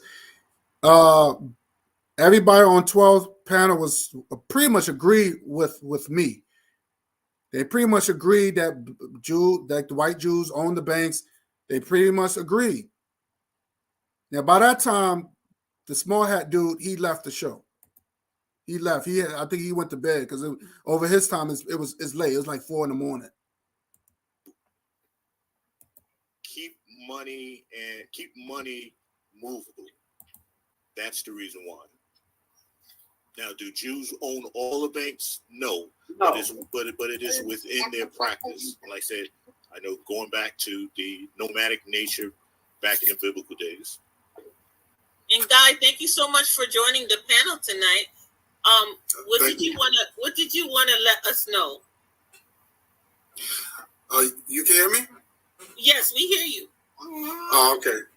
I wanted to say thank you for having me on the panel. I want to say hello to the sister. I forgot her name. That's Tina. Nice to meet you. Nice to meet you. I just want to know. One of the things I want to know is that the guy, he wanted to come on my panel. He kept saying, "Press the link, put the link in, put the link in." Yes, we'll go to, yes. And I told him, okay, I put the link in. Now, there was going to be some questions. There was going to be some history dealing with the hypocrisy of when you're dealing with the Holocaust, when you're dealing with the double standards.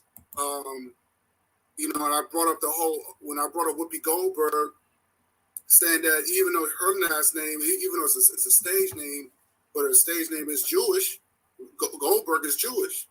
But they suspended her because she's told the truth. Now, I don't know his definition of racism, but when we dealing with it's between black and white. Black people versus white people. That's what that's what she was talking about. I don't know what this guy is talking about. I'm just going by what we got to deal with in the United States. Now, when we talk about the Holocaust, what I don't like what he's trying to do, he just wants black people just to feel sorry for what went on during the Holocaust. So when I asked him, well, have you saw the movie Schindler's List? He said, no. I said, because I said, well, you got it. Well, according to, I said, this was directed by a Jewish guy named Steven Spielberg. This is his story. This is the story that he tells. And in the beginning of the movie, they showed how the Nazis went in took all the Jews out of their lecturers' houses, because after Hitler became power, they were saying, according to them, they were saying they was being oppressed by them. So he got in power, they took him out and put him in the ghettos. So this is the story. I want him to take a look at that. But see, and this is what kind of got me a little irritated, because he just wanted black people to say, well, our Holocaust is greater than yours, and we just want y'all to feel sorry for us. And it's like, no, there's a beginning, there's a middle, and there's the end. Just like when you're dealing with the African Holocaust. When black people, when we was captured and we was brought into the Americas, not just North America, but South America and Central, there's a beginning, there's a middle, and there's an end. And we tell our stories through the movies, through our music.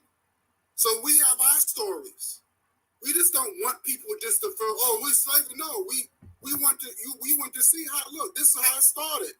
This is what happened. This is the result. So I said, well, how come you didn't have that smoke when you had the rabbi calling black people, animal names like monkeys and all that? Why you didn't? Where was the smoke? Where was the smoke of what the Pope doing business with Hitler? And you actually see the photo. There's a photo with the Vatican Pope shaking hands with Hitler. Where's the smoke for that? The Roman Church. But you want smoke for us because we either question the Holocaust, Jewish Holocaust, or we tell the truth. It doesn't make any sense to me. So that's what he had the issues with.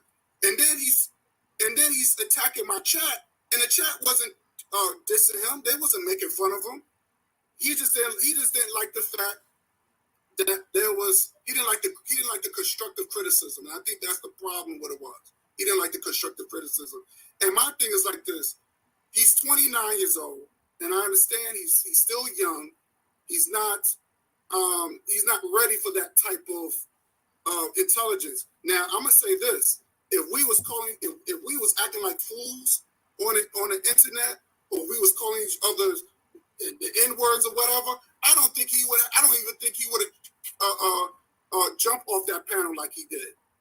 I think he would have just stayed on there just for the entertainment, and that's it. And that's my personal belief.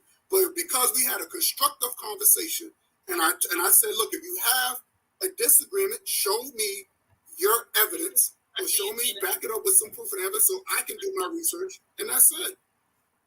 So that was the situation. Wait a minute, Tina.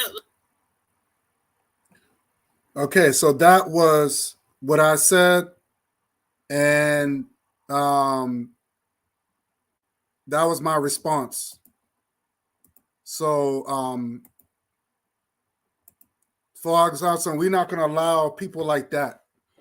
We're not going to, like I said, we're going to keep this fire. We're going to keep this fire burning, because that when we can get on these motherfuckers' skin, because like Brother Bakari said, we could destroy them with intelligence. We don't have to curse at them. We don't have to call them Neanderthals or whatever. We can destroy them just by their own history. Just by their own history, we could destroy them. And that's something they do not want you to remind them from. They don't remind them that their history, they was the ones that sleep with animals and stuff like that. They don't want to be reminded with that. They want to take your knowledge. They want to take your intelligence. They want to take your melanin.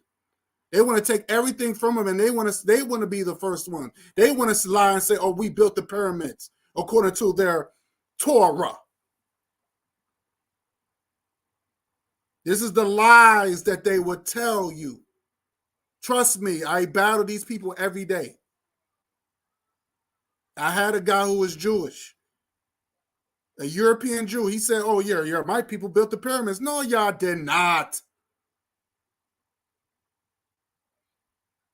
Well, according to the Torah. And then when I questioned him, he couldn't answer it. He couldn't answer it. He didn't even want to say that the black man, black woman was here first in Ethiopia in their Torah. He didn't want to say that. So I said, how you? And I asked him, how are you going to say that you're the chosen people?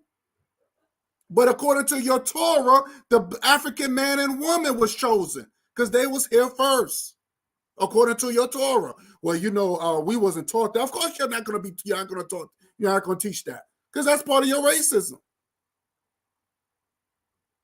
You're going to tell your people, yeah, we the chosen one because Abraham. So I asked him, I said, well, Ham, one of the three sons of Noah, according to your Torah, he ruled Africa. So but Abram was called Abram in the beginning. So there was two names. Abram and Ham was his last name. So if Abraham, that means he had to been an African man. And in the Bible, in the Torah, it says, well, your descendants going to be enslaved for 400 years. Ain't that a coincidence? So it could not be talking about you. But he couldn't answer the question. Hotep, Sister Raw, how you doing, sister? So I'm going to move on that. My next topic will be Dane Calloway cat. I'm going to talk about Dan Calloway. I don't really know him. I don't follow him. I don't really give a damn about what this dude says. A lot of these guys, they try to pretend they're scholars and they haven't shown no research. And I'm sick and tired listening to all the bogus shit that they say. And I wanted to say this. Let me show something. Let's see if I can pull this up.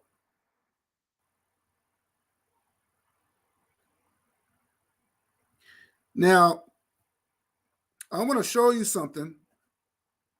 I'm going to show you two things. Because Dan Calloway said that he's a native Indian. He's one of the original Indians. But his name doesn't fit. His name doesn't fit. So I'm going to show you something with his really name. I'm going to show you. See if I can pull this up. Okay, here we go.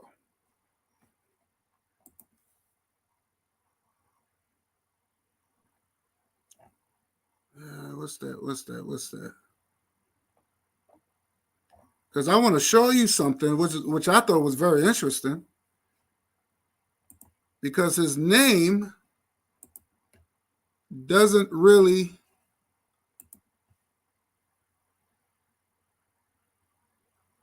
okay, let me see. Why do they call it here? No, that's not. Let me see. Let me see if I can pull this up real quick. Because he claimed that he's a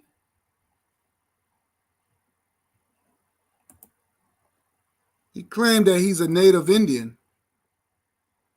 I'm not mistaken. Let me see if I can get his name up. I could be wrong. I'm trying to find out. It's a jazz singer.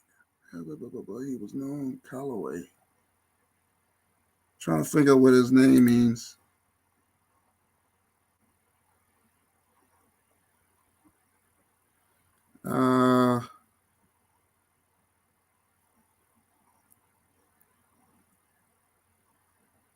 His name is boy Latin. It means pepperly. Blah, blah, blah, blah. I'm trying to find out what the name Calloway means.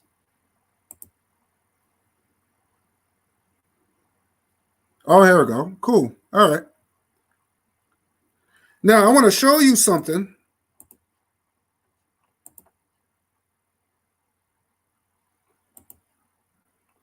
Because I want y'all to really, really We gotta, like I said, these people who claim that they're indigenous to this land, that they're the original Indians and all this other nonsense, they kill me with that. They kill me with that. So let's look up Dan. Let's look up Dan, and let's look up Calloway. Let's look up Dan and let's look up Calloway. I'm gonna screen share this. Let's look up the word Dan. Let's look up the word Dan. Now, this is the word Dan. This is the actual definition of the word Dan. That's his name. Dan, right? Dan Calloway, right? But this is his name. It says a native or inhabitant of Denmark, a person of Danish descent. So I don't understand that how you going to say that you're the real native Indian, and the real native Indians don't use the word, they're not Danish people. They're not Danish people. But you claim that you're the real native Indian, but your name is, you got a Danish name, a European name from Denmark? How does that work? How does that work?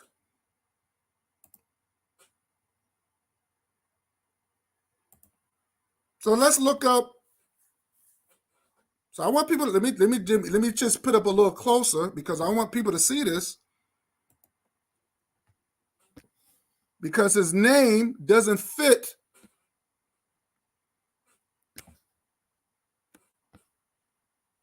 His name doesn't fit who he is.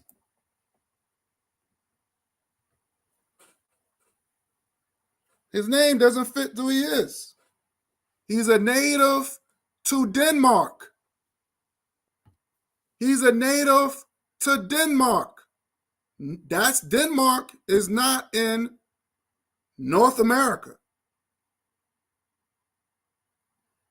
So he's a native European.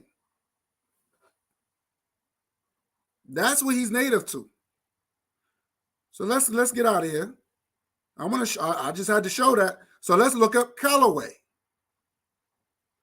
Let's look up Calloway. Hold on. Let's do that. Let's look up Calloway. Let's look up Calloway. I'm just curious. I could be wrong, but it doesn't make any sense. Calloway. I want people to see this. The name Calloway is The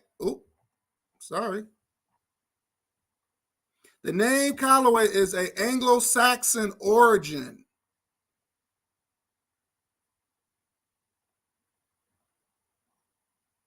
Okay? Is an Anglo-Saxon origin.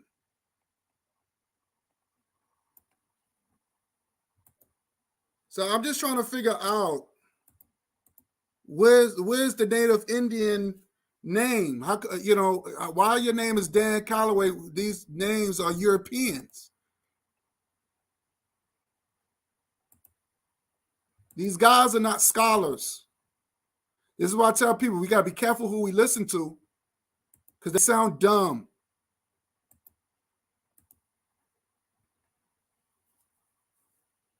Now I'm going to play you what he said, which to me just hit the nail on the coffin, really. He said that West Africa was not occupied until the white man came over there, until the Europeans came over there. The West Africa was not occupied.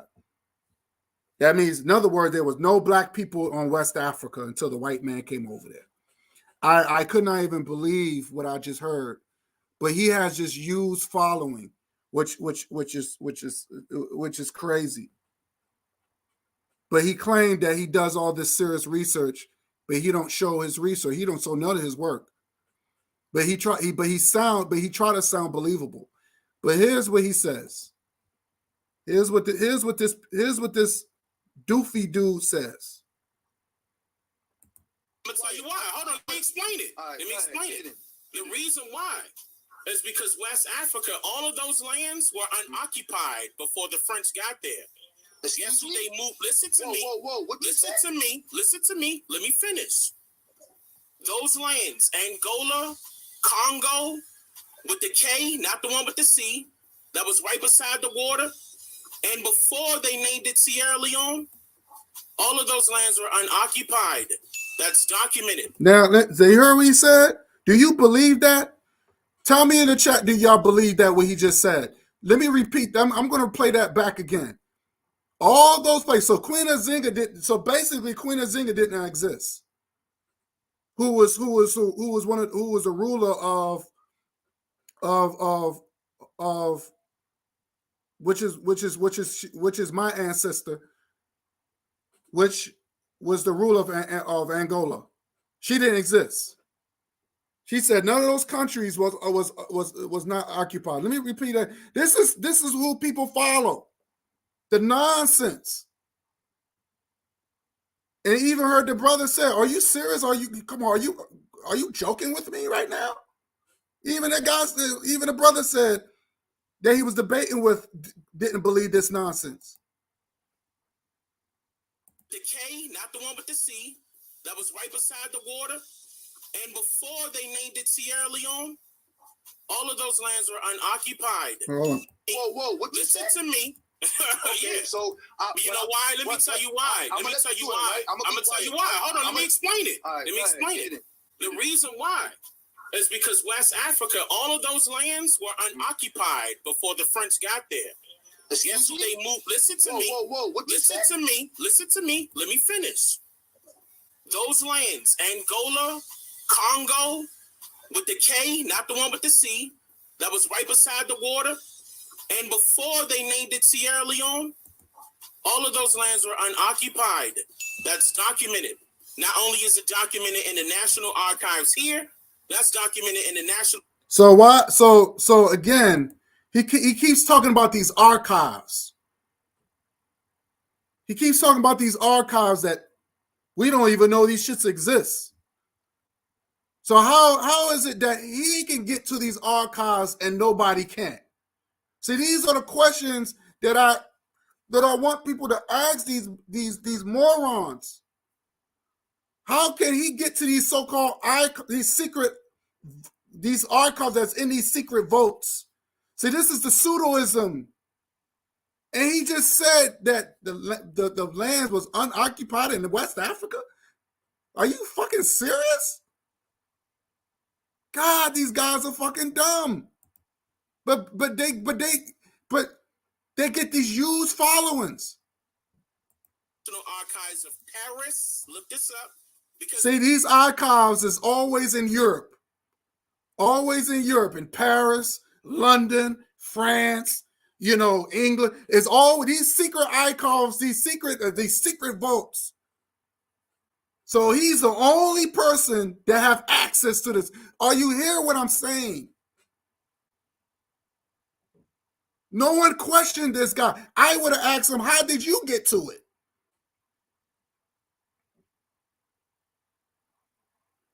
And why would they have to be in archives? Why is it not out there in the public? Doesn't make any sense. And no one's not answering the right questions. But I know the brother is not believing this dude. They were the ones that owned the land. Keep in mind that the U.S. bought the land from the French in order to have West Africa, correct? There was no U.S. in the 1300s and the 1400s. We're not talking. No. Yes, because I'm going with. Listen. You're making a mistake. No, you're making a mistake. Listen to me closely. Listen to me. You're making a huge mistake. My brother, the Spanish. Listen to me. I'm about to tell you when it happened. Let me tell you when it happened, because you can pull these records up. Go ahead. First of all, America is not even 200. Matter of fact, North America is 243 years old at this exact date. It's 243 years old. That wipes away the 400 years of slavery all the way clean. America wasn't even existing then. Go ahead. The first colony wasn't established until 1627, not 1607. 1607 is when they first started coming here. And not in large numbers. They started coming here in large numbers at the top of the 1800s. That's documented.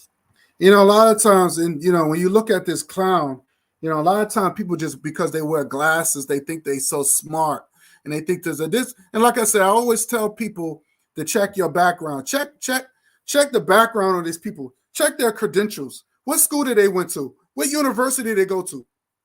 You know, like I said, I have a degree, so I could be a teacher if I really wanted to. You know what I'm saying? I'm certified to be a teacher. That's why I said I rather teach for free than get paid to teach. I think my people should not be deprived of real knowledge. You know what I'm saying? But I could go out there and be a professor. But these people don't have no credentials. None of these motherfuckers. So I want y'all to hear the shit that he says, that West Africa was not occupied until the white. See, he give all this credit to white people. Even his name is European. So why would you want to take somebody serious who claim they trying to be someone else, trying to be this indigenous black native? Why would you want to listen to somebody like that? Why would you even want to describe to people like that? I don't get it. And lastly, I want to talk about Tariq Nasheed. Now, everybody know, and by the way, Forecast, you're right. He said, we hate, but it was cool to call us monkeys. That was a joke, though. You're right. He said, oh, because the small head, oh, well, it was that's the silly rabbi, he was just joking. No, that wasn't no joke. And I don't think it was funny.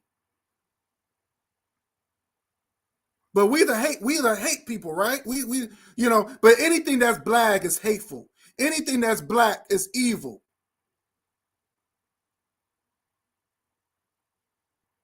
So I don't listen to white folks. I don't give a damn what they say. They should think that way.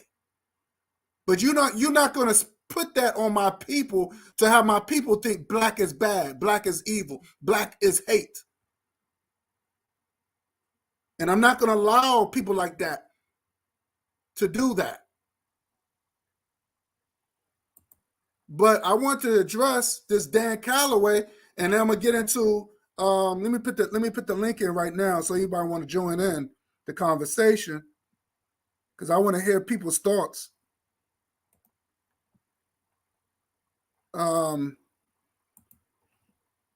But we gotta stop. Here's the link. I'm going down. I didn't get to your comments. I'm trying the best because I just want to thank to everybody in the chat for being very active. I appreciate every last one of y'all. That y'all being active. I got to get to y'all, display your comments.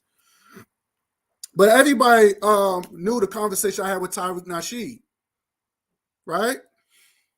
Y'all seen the video, and the guy. He's you know, when he first came on, first of all, I did not, and I'm gonna say this again. First of all, I did not request him. He requested me. He requested me because I asked him, because I put in he was on IG, and I asked, what is FBA? Because I still don't know what it is. And even when he explained it, it still don't make any sense to me. Even when he tried to explain it, it doesn't make any sense to me. It just sounds dumb. There's no foundation on Black America. Black people are not Americans. We're not Italians. We're not Italians. So there's no such thing as no Black American. They did not say, oh, you're an American now when they freed us from the so-called slavery. They did not say, well, you're an American now. They didn't say that. They just said y'all free. They didn't say, well, you're American now. They didn't say that.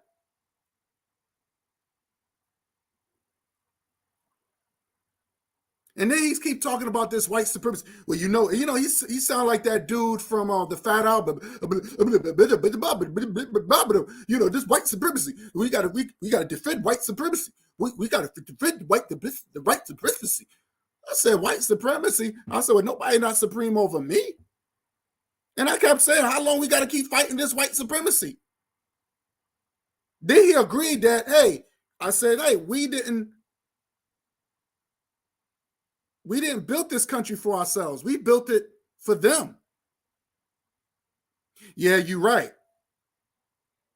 But we still have part of this. No, we don't.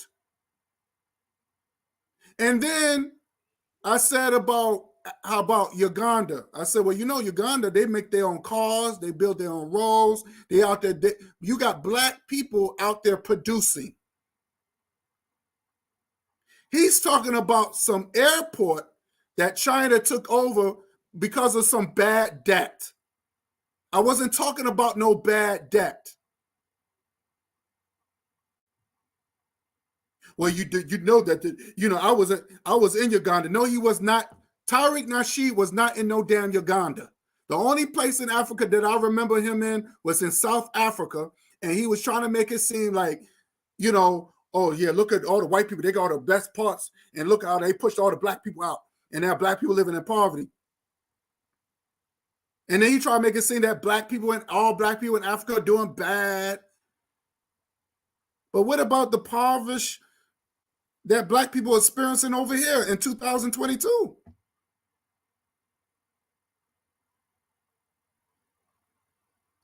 See, these people who got it, who made it, who got it so good, they always try to make it seem that black people are living this best lives over here in the United States, which is not true at all. It's not true at all. He's not going to build no hidden museum. We don't need no museums. There's one museum that I went to, is the African American Museum in Washington, D.C., which I advise to everybody to, if y'all haven't experienced it,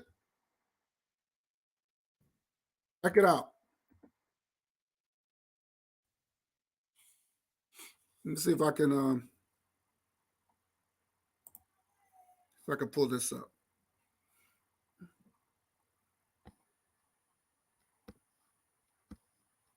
Okay.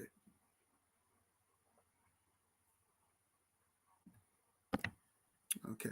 So I'm gonna screen share this.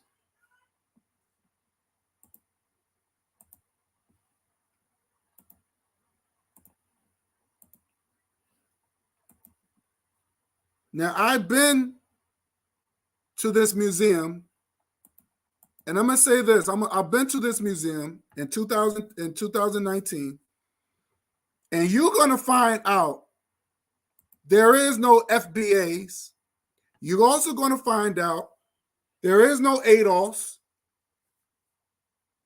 You're gonna find out there is no indigenous native Negroes. You're going to find real stories, real document stories from our ancestors that would tell you that their experience, how they got into the Americas. They're going to tell you, you're going to hear stories or read stories that these people that our ancestors became authors and wrote books about their experience, how they was kidnapped and brought to Americas. That's the first thing when you walk in. It's a beautiful place, and this was built by black people. The architect was by black people. Okay? You're not going to find any hidden bullshit. So this hidden museum is just going to be a pseudo history. He's going to lie to you. He's going to talk about these fake black Indians, which is not true. This is the lies that Tariq Nasheed, this fake Moorish crap that don't exist.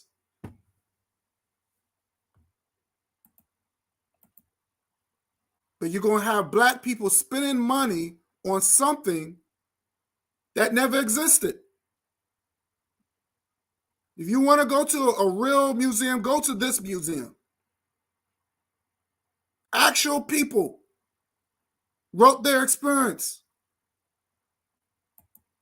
So when people say, well, you know, the slavery didn't happen, we was already over here. That's not true. That's not true. Go to this museum and you'll see what I'm talking about. Go to this museum and you'll see what I'm talking about. United States can't even produce black people over here, and that's science. And here's the question I would ask these so-called indigenous Negroes: if that's true, then why did Christopher Columbus, when he went to the Bahamas, which is Bahamas, let you know that is part of America. I hope people know that. Bahamas is Central America. And he said, the first thing he thought was he was in Asia. He said he saw a group of natives. He said to himself, oh, this must be Asia. I must be in Asia, because everybody know India is in Asia, or it's a part of Asia. He didn't say, oh, I must be in Africa, because they keep saying, oh, we share the same this and we share the, because you had, oh, we share the same, we very similar. No, because the white man would have said they look similar. So why did Christopher Columbus, when he went to the Bahamas, when he saw these natives, why did he say, oh, I must be in Africa instead of Asia? But they won't answer that question. So I want people, if you haven't, please go to this museum. I encourage my people to check out this museum. It's very huge, and you'll find a lot of information. Anything that you want to know is in this information. And I'm going to tell you again, you won't find no indigenous American Negroes or FBAs, ADOS, not in this museum. This is thorough research.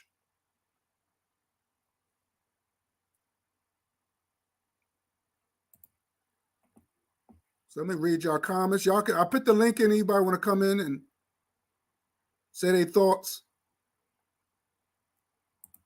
So I'm just reading your comments.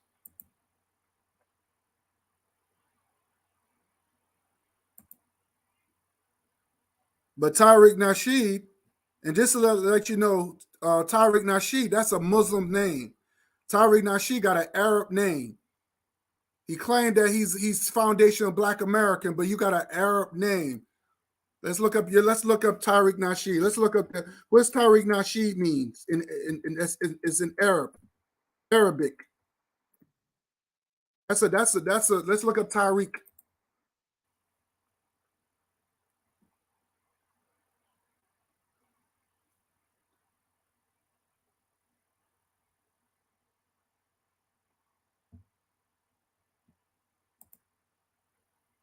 Okay, here we go. Let's put that out there. Okay. Oh, what's good, God? Yo, what up, my brother? What's Peace good, to all the Dane? guys in the earth, my brother. Oh, that's right. We are definitely the gods of the earth. That's why I got the earth up there, Mother Africa up on there, brother. Yo, I want to share this real quick. I'm gonna let you go in. Give me 1 second. Because Tariq Nasheed talking about he's foundation of Black America, right? Check this out. Hi, Tariq, and Tariq Nasheed, if you listening, brother. Well, he ain't my brother. I mean, let me get that, because I'm so used to calling my people brothers and sisters, but I want to say he's not my brother. But let me if Tariq Nasheed is listening, because he be trolling me too. Let me share this real quick. Watch this. What is the etymology of Tariq? The word is derived from the Arabic word meaning strike, right? Or meaning striker, right? That's what it's Arabic. It's not American. It's not American. Let's look up the word. Matter of fact, let's look up the word Nasheed. We already know that Nasheed is definitely Arabic. Let's look up that. How you gonna say how Tariq Nasheed gonna say he's foundation of Black American, and you don't have your name is not even American. It's Arab. Here we go.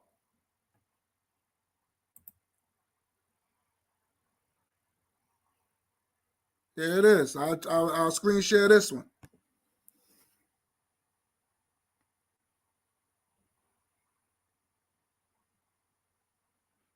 I'm screen share this one. Hold on, here we go. Let me screen share this one.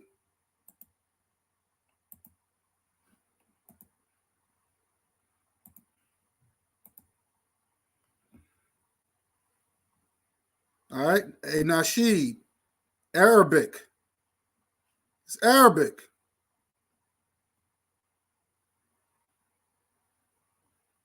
It's Arabic. Right here. Nasheed, it's Arabic.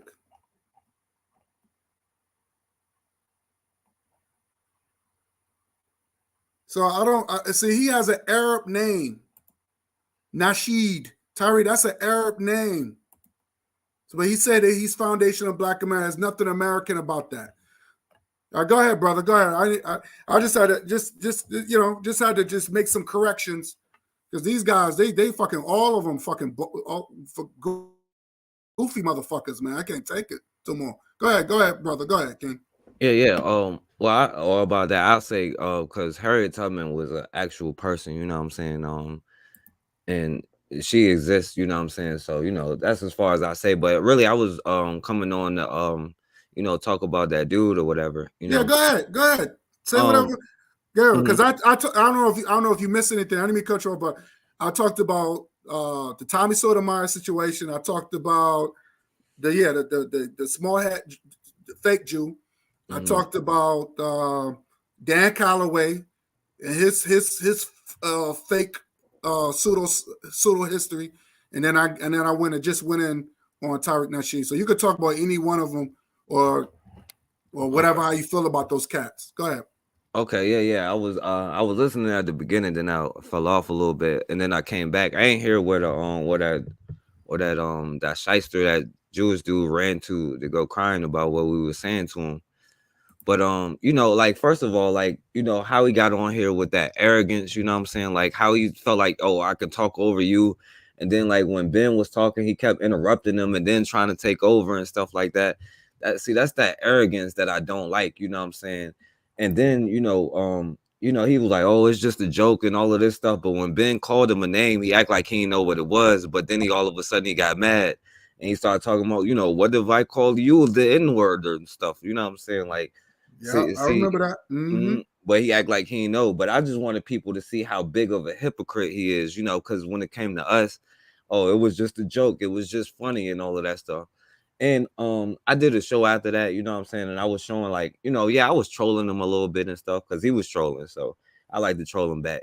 But what I was saying was the truth, about when I said Christopher Columbus and Hitler and all that stuff was Jew. And that's just to prove that it was white on white crime. Like, because another thing, look how they jump in and out of religion. Like, God, what is Judaism? Is it a race or a religion? It's a religion. Can black people be Jews? Yeah, like black people could be Christians. Exactly. So therefore, white people can be Jew. But he was like, like that other guy. He was like, oh no, he's African. He's North African or something like that.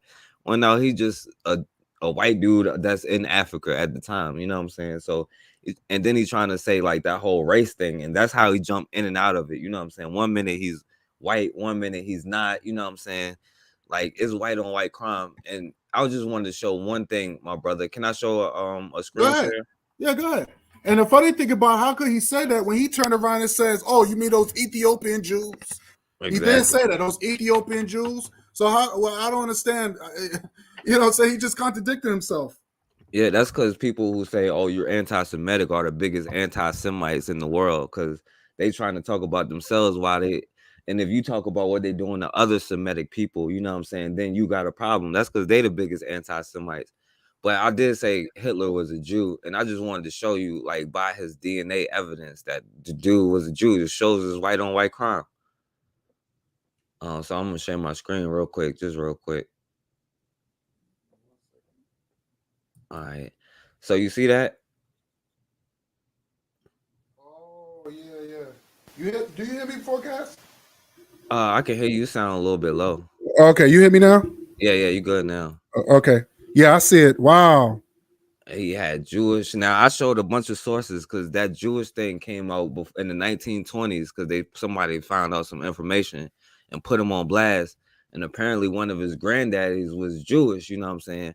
And it's saying African ancestors, but it's when the Jews got kicked out and they went over to the Middle East and started dealing with the Arabs. And they helped fund the Arabs invasion. You know what I'm saying, to those European countries and stuff. But I just wanted to show you that is white on white crime because, you know, Hitler himself was a Jew and I wasn't just making it up. Yeah, I was trolling him, but I wasn't just making it up. So, you know, he has the same common trait as Jewish and North African groups, meaning so he's like a mix between Arab, Jew, and European. So like he's the worst of all the groups, you know what I'm saying? And also, you know, so yeah, I just wanted to show that I wasn't just making it up. And his right-hand man from back in the day said he was part Jewish, you know what I'm saying? Which shows that is white on white crime. And also, you know, I did on the show, I showed how Christopher Columbus was supposed to be a Jew, you know what I'm saying?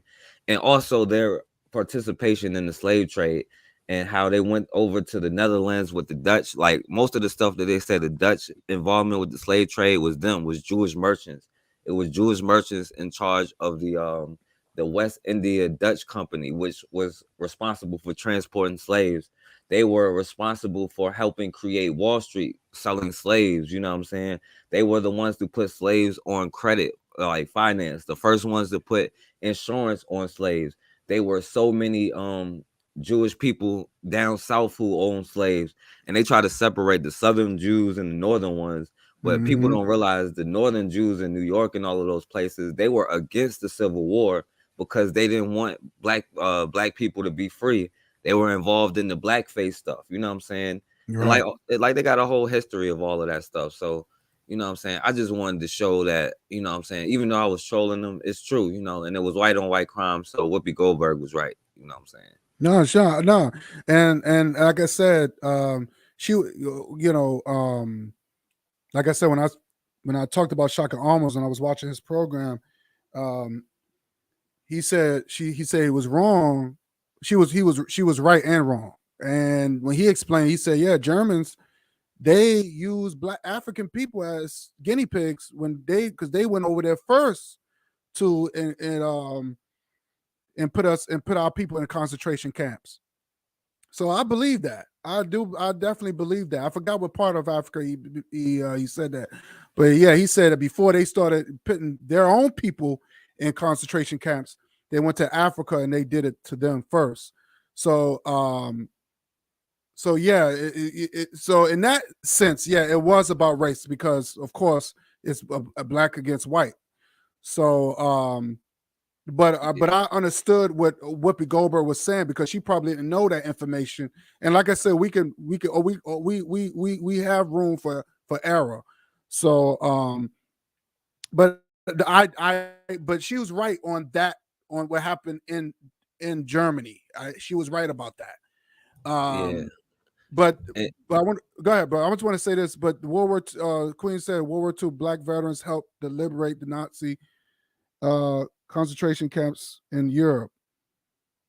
Yeah, that's something they don't talk about too. When African people rescue those Jews over there, they don't talk about that.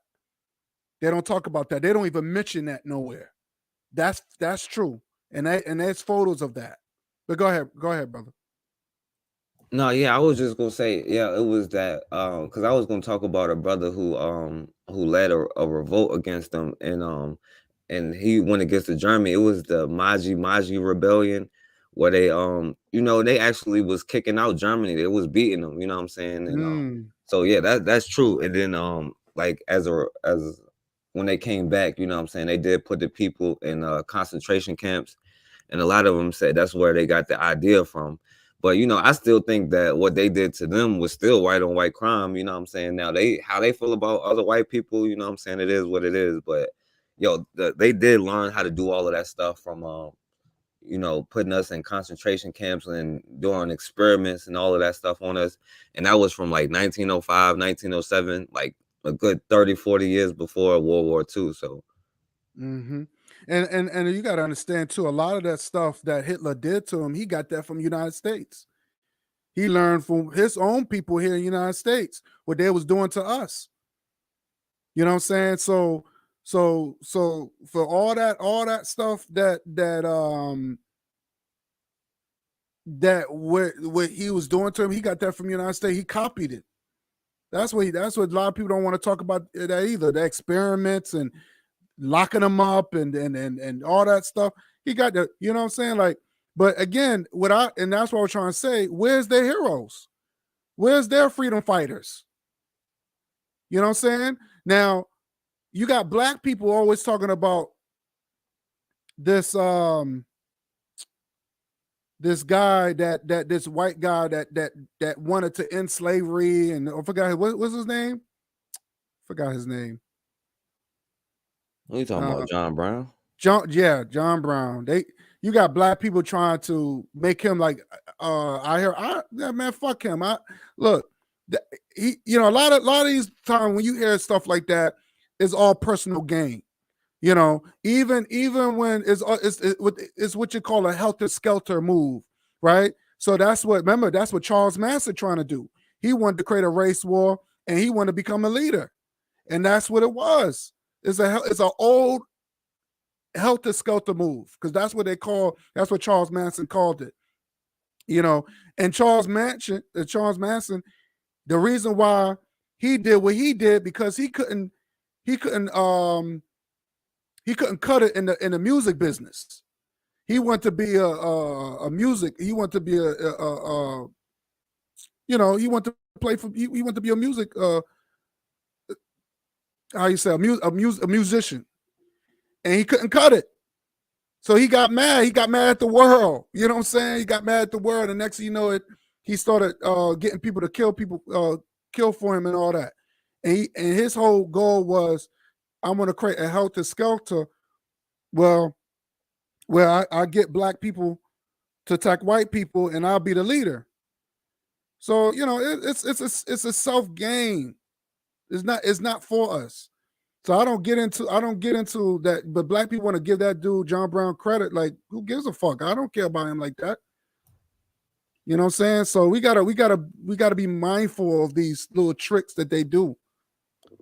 Yeah, hey, and John Brown, right? And because I hate when black people do that, you know what I'm saying? Because they made a movie about a brother who was involved in it and stuff, a brother named Emperor, but we don't know about the black people who was actually fighting. But yo, they don't talk about how John Brown, he tried to do other rebellions before and got a whole lot of black people killed, and they let him live because he was white. And then, you know, the one he got killed on, that was like his second or third try, you know what I'm saying? But he got a lot of black people killed, and he was able to walk away, like at least on his first try. You know what I'm saying? So, wow, see. Oh yeah, and our sister said something. King Leopold was over to massacre our people. Yep, that's true. See, these people have a history of coming. Whenever they come, it's always some sort of. It's never a benefit for us. It's never been. Leopold got rich. Belgium is rich because of what they did in the Congo. Okay, and what he did was made Hitler look like a Boy Scout. Okay, he makes Hitler looks like a choir boy. Okay, no one gives a fuck. But nobody don't even want to talk about that. But we should talk about it. I think we should make a big stink about it. You know what I'm saying? So yeah, we should use Leopold as like they use Hitler, which Hitler, to me, in my opinion, he really didn't. I've seen, like I said, when I saw Schindler's List, I saw Jews doing wrong to other Jews. That's in the movie. I was hoping I'll get more of these people like really going in on you know, really see a real Jewish Holocaust. But I just see people doing each other in, their own people doing each other in. And yes, we had our traitors in our race. That's how the Moors was created. That's how the Moors was created. Moors are traitors. We saw that Leopold, the king. I'm gonna say he's no king of mine, but Leopold II what created the Moors. That's facts. So when I see just like Seti said, he said anytime when you see black people still wearing that red fez on their head, they're letting you know they are the biggest traitors of all traitors. Anybody that associate with those people are the traitors. And then they use this thing where you know, and they try to justify fight. I don't like that.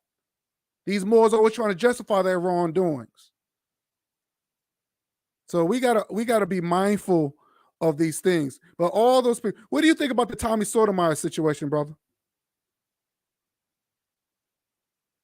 When he was fighting a woman? Yeah. Well, I agree with what you were saying. Like he got more smoke for women. He don't have that same smoke for men. You know what I'm saying? It's true. He ain't have the same energy when whatchamacallit ran up on him and stuff like that. Yeah, I do think that, and I think that he also be trying to you know, saying troll to make you know, get views and all of that stuff, you know what I'm saying? But yeah, like, to me, he has like either some kind of self-hatred stuff, or like, you know, it's like the antithesis, or however you say that word, of the quote unquote pro-black thing, you know what I'm saying? But like, yeah, I mean, like, anybody who has more smoking will be willing to fight a woman, but is scared to fight a man. You know, that says a lot in itself. You know what I'm saying? That's right. And you heard him say, well, you know, he was in love with that white girl. And this is the same white girl that cheated on him and dumped him. He just did a video, right? I remember that. I remember like it was yesterday. He did a video talking bad about this white girl, how he was treated. But then he gets on Sarnetta talking about he still loved her. He still love her. How, like, damn, dude, like, where's the smear campaign on her? But a black woman, a sister, can say something negative about you, and then you do like 50 videos talking about black women. I don't get it. I want to say this, though. Queen said, I've never heard in the decades of my life hear a so-called Jew speak out against slavery. That's true. That's true. They would never, they don't have sympathy like that on us. It's all about them. They want the world to feel sorry for them. And this is what you was hearing from this crybaby. Showing cracker down to, oh, look how God in Hollywood treated me. I don't give a fuck. Like, I don't care about your fucking tears, dude. Like, you came into the Lions Den. You didn't have to come on the panel. You wanted that smoke? I gave you that smoke. But they don't give a fuck about our pain and suffering. That's why it's us against them. They don't care. That's why we need to stop feeling sorry for these people when they cry and all that. Stop. And I tell people, stop feeling sorry for them. Stop feeling sorry for them. Let them take care of their own situations. Just like with this Russia and Ukraine. Stop talking about it. That has nothing to do with us. Has nothing to do with us. We have our own. We still battling the same war. Same problems. Exactly. She said, tell me why I should care about his people's Holocaust. We should not care. We have our own Holocaust, African Holocaust. That's why I tell people, go to the museum. Go to the museum.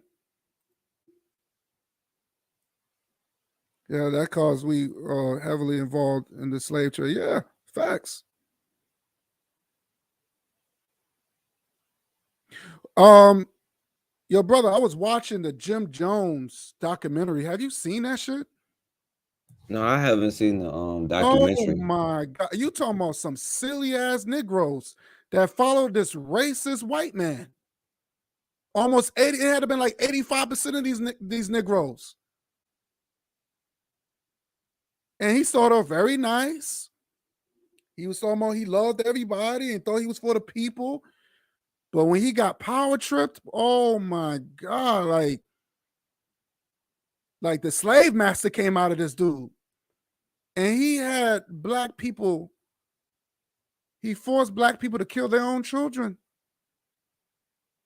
Drinking that Kool-Aid, I couldn't believe like what I was hearing. Like why? Why would you let this white man control you like that?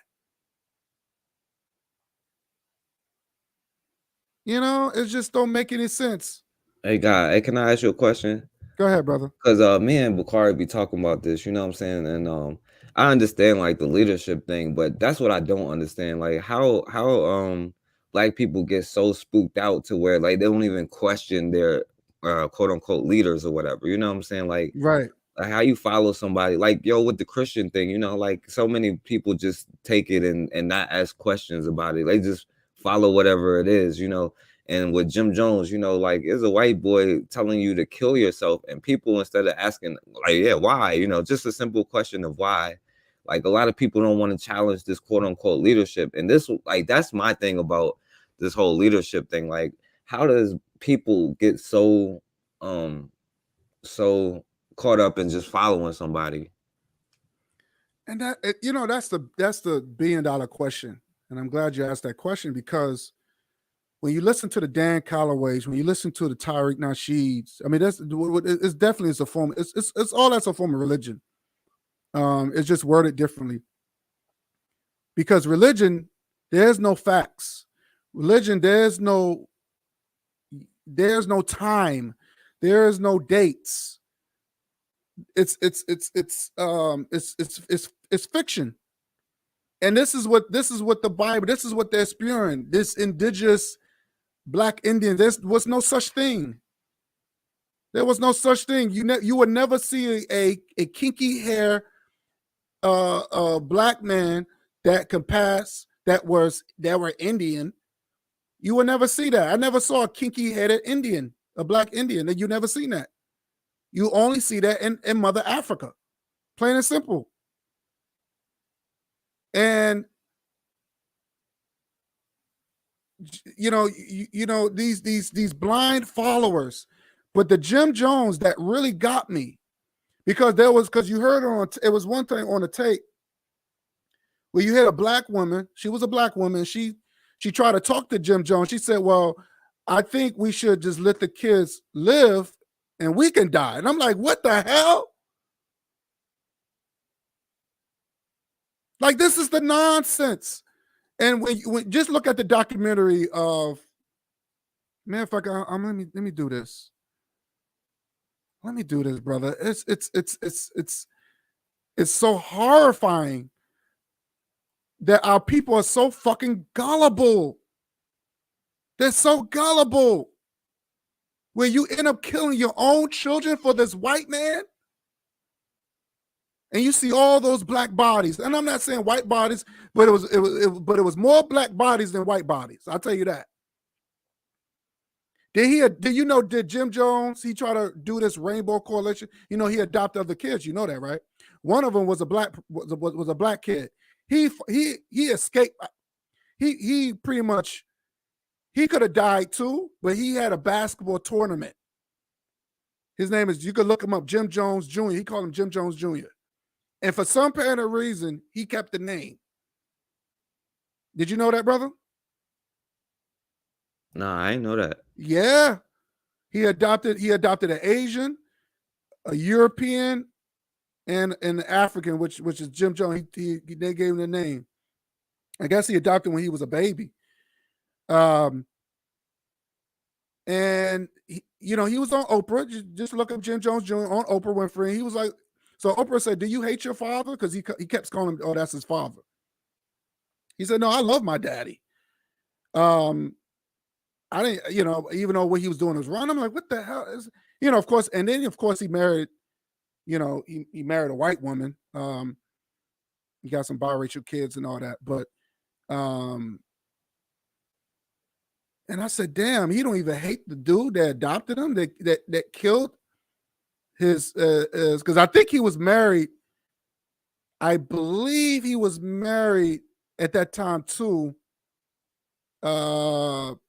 I don't know how old he was, but I think he was married at the time too. And his first wife got killed drinking the Kool-Aid, and he had a kid too. But I just said, damn, dude, like you don't have no hatred for this dude. The sickness that I'm just trying to figure out why, like you said, blind follows. Like these people are so blinded. And yes, it is religion. It's religion. And you would think they could. Let me tell you something. They could have whipped that. They could have just took over that shit. They could have just if black people just came together and say, "Yo, we're gonna take this guy out." There's nothing. Even though he had armed guards, there was nothing they can do. There was nothing they can do. And there was no fight him, no resistance. But damn, dude, you got this man killing your baby. That's what got me. You killed your baby. I just don't understand it. But if Jim Jones and I think a lot of black people took it, Tariq Nasheed, Tommy, so all these guys took that behavior, and now they're using that same type of mindset. So you have a lot of black people now that are narcissistic, and they just use that as a way of what Jim Jones did it, and he got the minds of black people, and then they starting to do it now. And that's what you're seeing. It's another Jim Jones behavior. If Dan Calloway and all these guys told black people right now black people need to kill their children. Look, you had Cynthia G talking about black kids should be aborted. You know what I'm saying? Like, it's the same shit. And black people gonna fucking do it. Because it's a religion. You see what I'm saying? And it's sad, brother. It's scary if you really believe it. It's fucking scary. Well, yeah. And you know what the thing is, you know what I'm saying? Like, if I could figure out a way to like how they got so many people just to follow religion blindly and all of that stuff. If we can find a way to be like, yo, get black people to practice that as far as unity goes, you know what I'm saying? Like, you know what I'm saying? I'd be cool with that. You know what I'm saying? Like how LBJ said, I'll have these Negroes voting Democrat for 200 years and it's been 70 years now. If I can find a way to say, you know, I'll have black people standing up, fighting back, and unifying for the next 200 years, you know what I'm saying? That'll be great, you know what I'm saying? So, like, that's the thing, like, you know, that's why I want to figure out, like, how did they get so much people to be on code like this, you know what I'm saying? And you know, it's just that, you know, we got to figure that out because, like, you know, like I said, we need to start getting on code and defending ourselves. And, you know, because right now, other people like that shyster dude tried to come over here lying. And, you know, he thought he could just out-talk us and we were just going to let him talk and do whatever and have his way. But no, it ain't happening. You know what I'm saying? But yeah. Yeah. And he didn't like the unity. And, you know, with the small hat Neanderthal, he didn't like the unity that we was having. So he was threatened by the unity. And that's why I want to show how he couldn't take it. And if we keep this up, ain't nobody gonna fuck with us like that. Ain't no Jim Jones impersonator, rather, I don't care what color he is, ain't gonna come through this. And let me tell you something. You don't be surprised. These people like Dan Calloway and Tariq Nasheed and Tommy Sotomayor and all these guys who got these huge platforms ain't spying on us. Because you notice everybody have the same talking points, right? So now what do you do? What do? You have to go to the smaller channels to see what they talking about. That's what you do. You got to go to the smaller channels. So funny, when I did Tommy Sotomayor, right?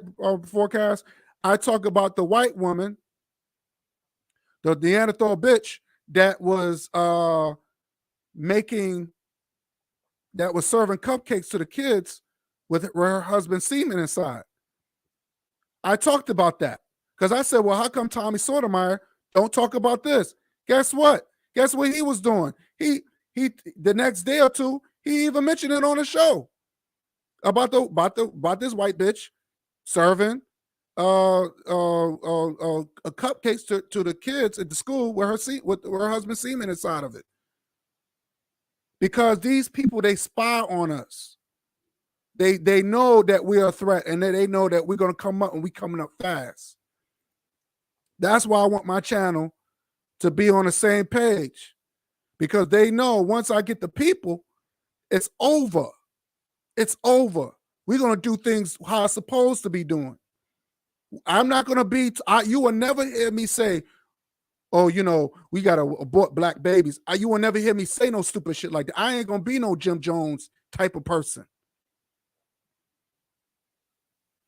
So that's that Jim Jones mentality. I'm not going to be on some black, what's his name? David Dukes. You got a lot of black David Dukes around here. I ain't going to be that. I will never tell black women to divest. Tell our brothers to divest. I don't get down like that. That's already, see, when people talk like that, Forecast, they already letting you know they are defeated. It's either if we can't beat them, join them. That's the mentality they're on right now. I don't want white subscribers. I don't need this. I don't need the subscribers. If they like what I say, fine. But I don't need them. But a lot of them, the reason why the majority of their subscribers are so high like that, because you have a lot of white people are joining these degenerate slave culture platforms. Because that's how they paying these sellouts. They paying them. That's how they get paid. Hassan Campbell, he's used to getting his back being broke.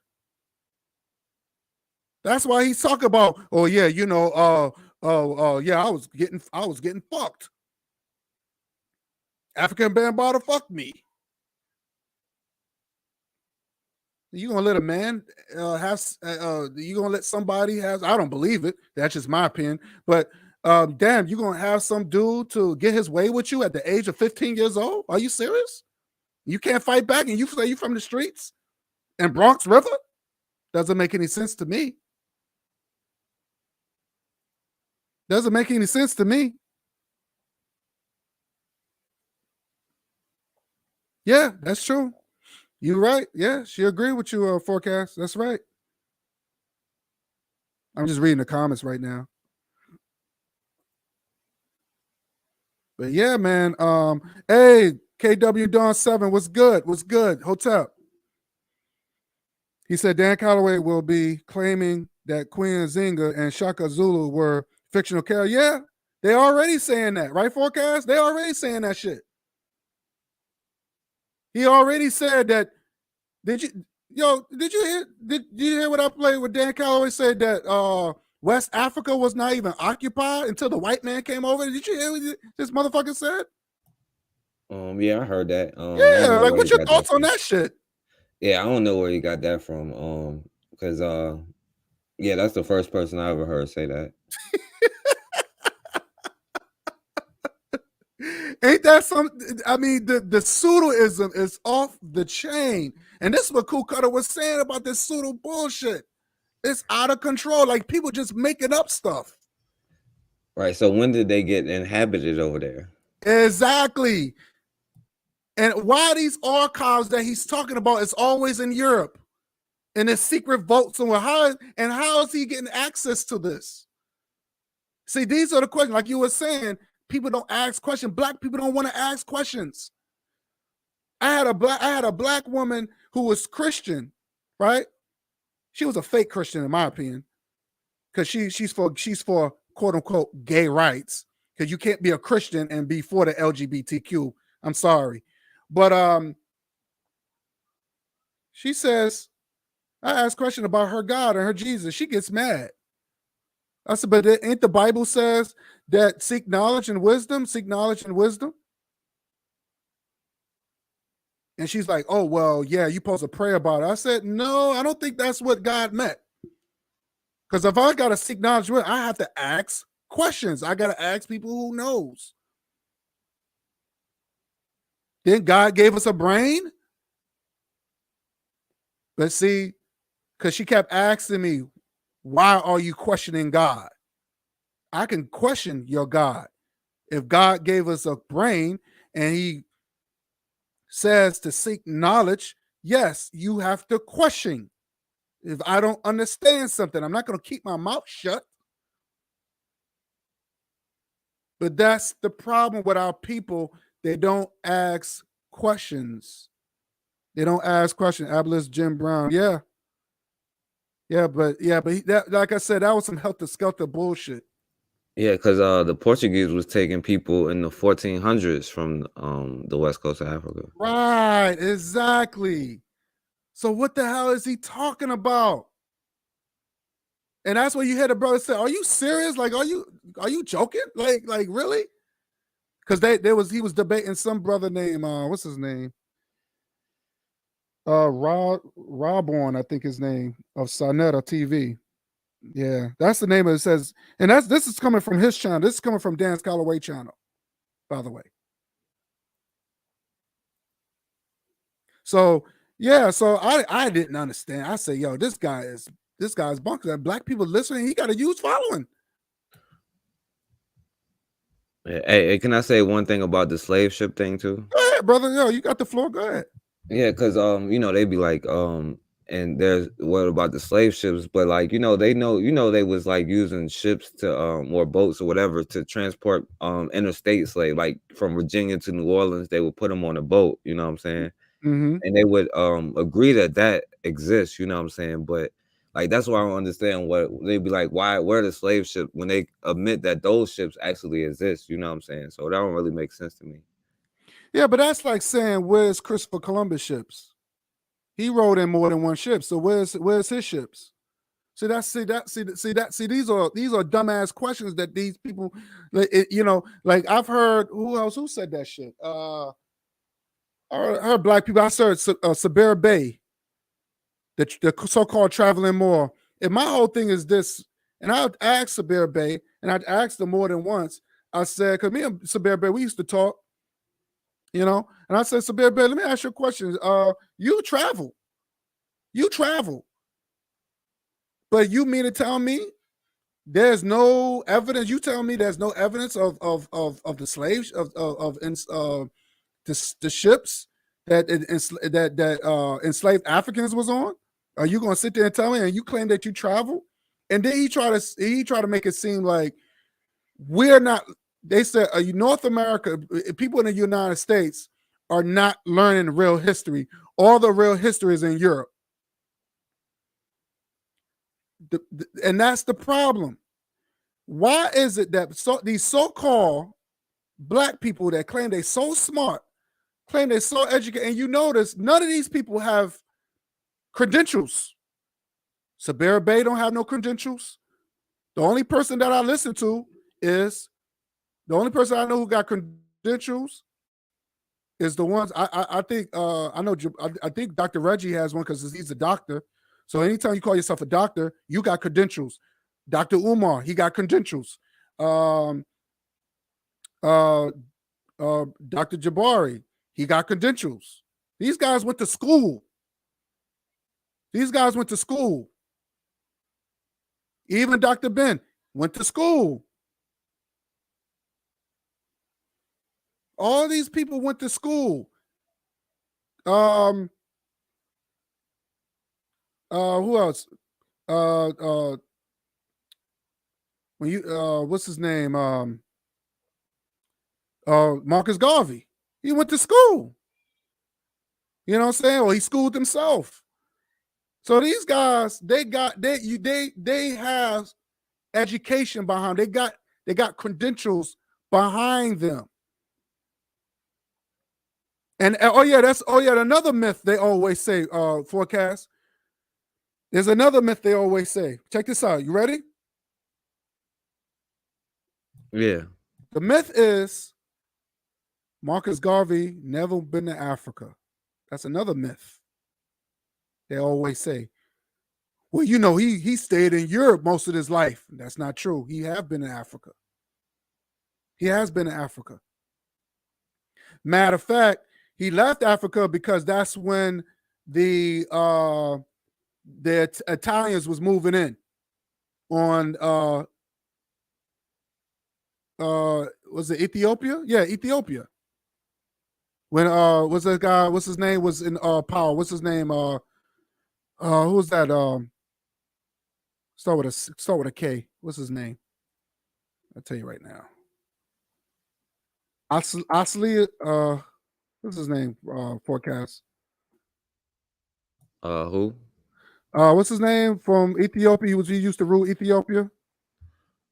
Haile Selassie. Yes. And something happened. They had a fallout. Him and Marcus Garvey. But Marcus Garvey stayed in Ethiopia for quite some time. Yeah, I didn't even know that. But he stayed in Ethiopia for quite some time. So he was in Africa. That's why he talked about Africa so much. Because I said, if you talk about Africa, you had to been there. But that was always this major myth that he never been to Africa. But he talked about, oh, wow, Marcus Garvey never been to Africa. Oh, yes, he did. Yes, he did. Let me see if I can find that. Let me see if I can find that information. Let me see. I'll look it up right now. Hey, guy. All right. Hey, Bakari said he would come on, but he out of town at a family gathering. But, yeah. I put the his message up. Yeah. He said he want to do a show later. He want us to come on there too. So okay, perfect. Let me just put this in there. What do you think about your views on Tariq Nasheed? About Tariq. Yeah, the Muslim FBA. Like, well, one thing that do bother me and stuff like that is like how a lot of black men is saying all of this bussy stuff, you know what I'm saying? It just doesn't seem very masculine for black men to be making a bunch of gay jokes and stuff like that. Mm-hmm. And that kind of stuff, like, to me, that just seems like it just makes us look weaker, you know what I'm saying? And also, like, we do have to have more knowledge when we start talking to other people and stuff like that, and stop submitting and saying other people are smarter than us, because they're more savage and they lie more, but that doesn't make them smarter, you know what I'm saying? Right. So, like, yeah, I don't agree with that. And like and I don't agree with all of the anti-black stuff. Now, I will say I understand what like about the immigration thing, because, like, yo, let's be real, like, those Mexicans come over here, those like, we saw what that Asian judge on the bench was talking about doing the Kim Potter thing. She damn near crying, wanting to give the white bitch a hug. You know what I'm saying? Like, all of these other groups do come over here, and they use, like, the stuff like the Civil Rights Act to get in position, you know what I'm saying? But then they also talk against, like affirmative action. But guess who uses the most is white women. When affirmative action was put out compared to now, is white women who are the majority, who have the most voter blocks. So I understand about the immigration thing, but, like, when we start going to black immigrants and, like, our division and us fighting and stuff like that, like, now, you know what I'm saying, we starting to get to a point where we'll never be able to actually stand on our own without working together, you know what I'm saying? And that's their side and our side. But, you know what I'm saying, like, it is what it is, though. But yeah, I don't agree with a lot of that stuff, Yeah, and what got me was he didn't, like I said, Tariq Nasheed, he's not really a smart guy. I said, well, what is a black American? Like, because he keep using that, we as Foundation of Black America. What is a black American? And then I showed that black American means that, always relate to Africa. It clearly says African Americans or black Americans, or also referred as black Americans, are descendants of enslaved Africans that was brought to United States or brought to North America, or whatever they say. So they always refer to descendants of enslaved Africans.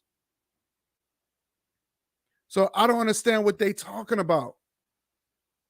they keep banging on Africa, but they want to claim Africa. Like you bang on Africa, but you're still claiming Africa. It doesn't make any sense to me.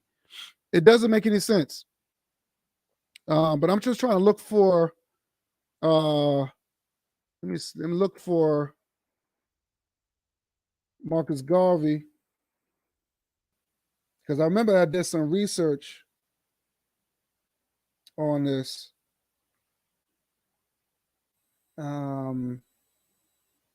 Yeah, but he went to he was in I just had that on here. Yeah, he went to Ethiopia. He stayed on Ethiopia. He was in Africa. And they tried to let me see. This is what's it. Let me see. Let me see. This is what's it. Let me see. Let's see. Okay, now 81 years after his officials in Ethiopia plan to unveil a bronze cultural. Okay.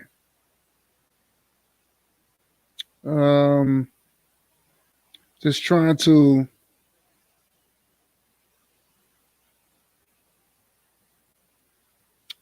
Okay. Yeah, I'm just reading some stuff here, trying to get a clear. Because I did find it, but I forgot to save it.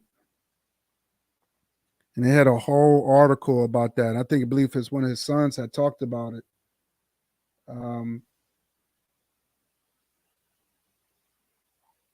But yeah, he was in Africa. He was in Ethiopia for quite some time, but he left because when the Italy was moving in on them, and that's when he left.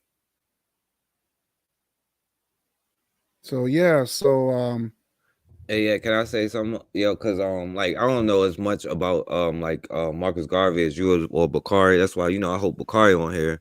But I do know like the FBI was created, off of the strength of them stopping Marcus Garvey. J. Edgar Hoover built this whole career off of stopping Marcus Garvey, and the FBI wanted all of this information and all of this stuff to discredit him and all of this stuff. And we already know, because they talk about the LBGQ stuff too, and J. Edgar Hoover, that's what he was. And literally, because he was able to stop Marcus Garvey, they gave him the FBI, made him the first director of the FBI. And that the FBI is literally to stop Black organizations, to stop Black people from rising up. Because what did he say? My whole mission is to stop the rise of the Black Messiah. But what he don't know is the Black Messiah is Black unity. It's not an individual person, because that energy is still alive. Our ancestors is gone, but that energy is still here with us, and we still fighting. So, it's an energy and not a person. And when we get unified and working together and stop tribal divisions, then we'll be a lot better off. But like I said, J. Edgar Hoover made his claim to fame off of stopping Marcus Garvey. And if he was like on their side, I don't think he would do that. So, Right, and here's another thing I want to question. The question is, why is his name is he has his own building, the FBI Megas Everest FBI building. So they named him after a building. So I wanted to know, are they going to take his name down or rename it, knowing that what he did to our people? So they'll take down these statues, like the Robert E. Lee or whatever the other guy's name, but they won't take down George Washington. There's a George Washington statue who owned slaves, by the way, right here in Wall Street. Okay, J. Edgar Hoover. Are they going to take down that name? You know what I'm saying? So I don't. It is a slap in the face. It's a big slap in the face. So it's so the bottom line is, and like I said, even Mount Rushmore, all them hated Black people. Hey, But God, see, Hey, that show you how they feel. They put a bunch of pedophiles and rapists and killers on the side of a mountain. That show you the mindset of the people. Yeah, exactly. And everybody worship that. They worship that. I want to show something here. What I thought it was interesting. Hopefully I can find it. So I was doing some. Okay, here we go. I think this might be it. Let me see. Hold on.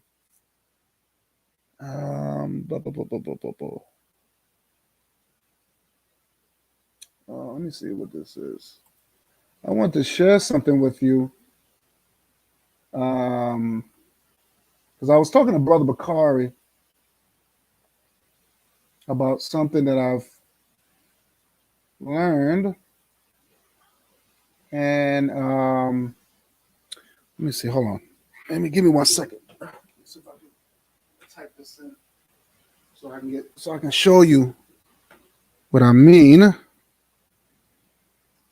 And because I was doing some research because like I said, I like to study. I like to find out information. If I see something that's very interesting, I try to look it up. And let me see if I can share this because I'm going to bring this back up again.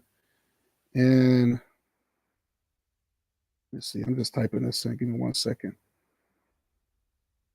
Like I said, we still in Black History Month, and I want to share something. And people got to know black means African. You might well just call it African month, really. But but our history is all year. I don't just name it 1 month. Let me see if I can find it here. Let me see something. Because I was looking at something that was very interesting. Let me see. What's the pyramid text? Give me 1 second. I can find it here. I don't know if I can find it. Okay. That's great. Let me see what it means here. Let me go by meaning. Here we go.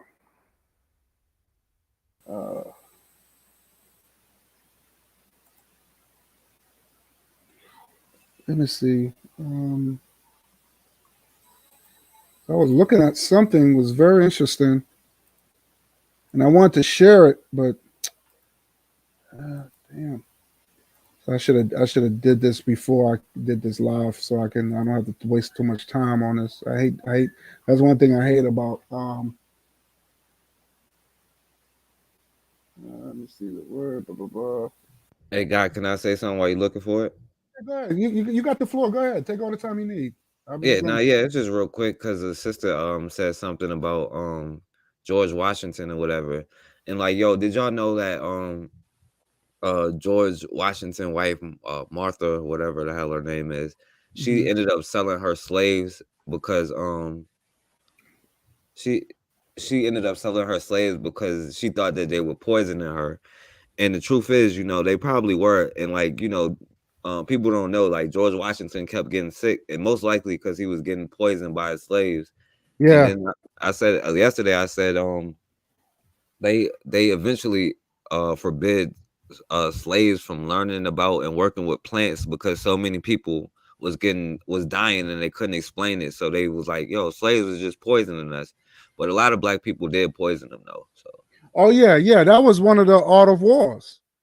That was one of I've heard a lot of that that was going on. A lot of slave owners were dying, with these with Mystery's death, because that's exactly what they were doing. They were using,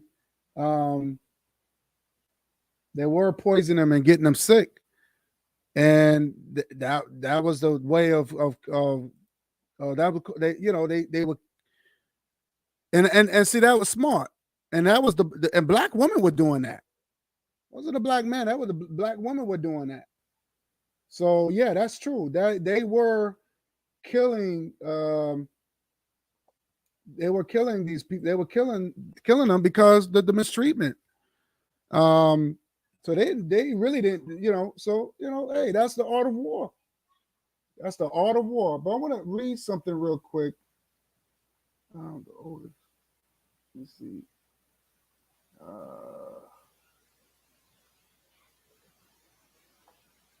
And the reason why I'm gonna say this because I was reading the they call it the pyramid text, right?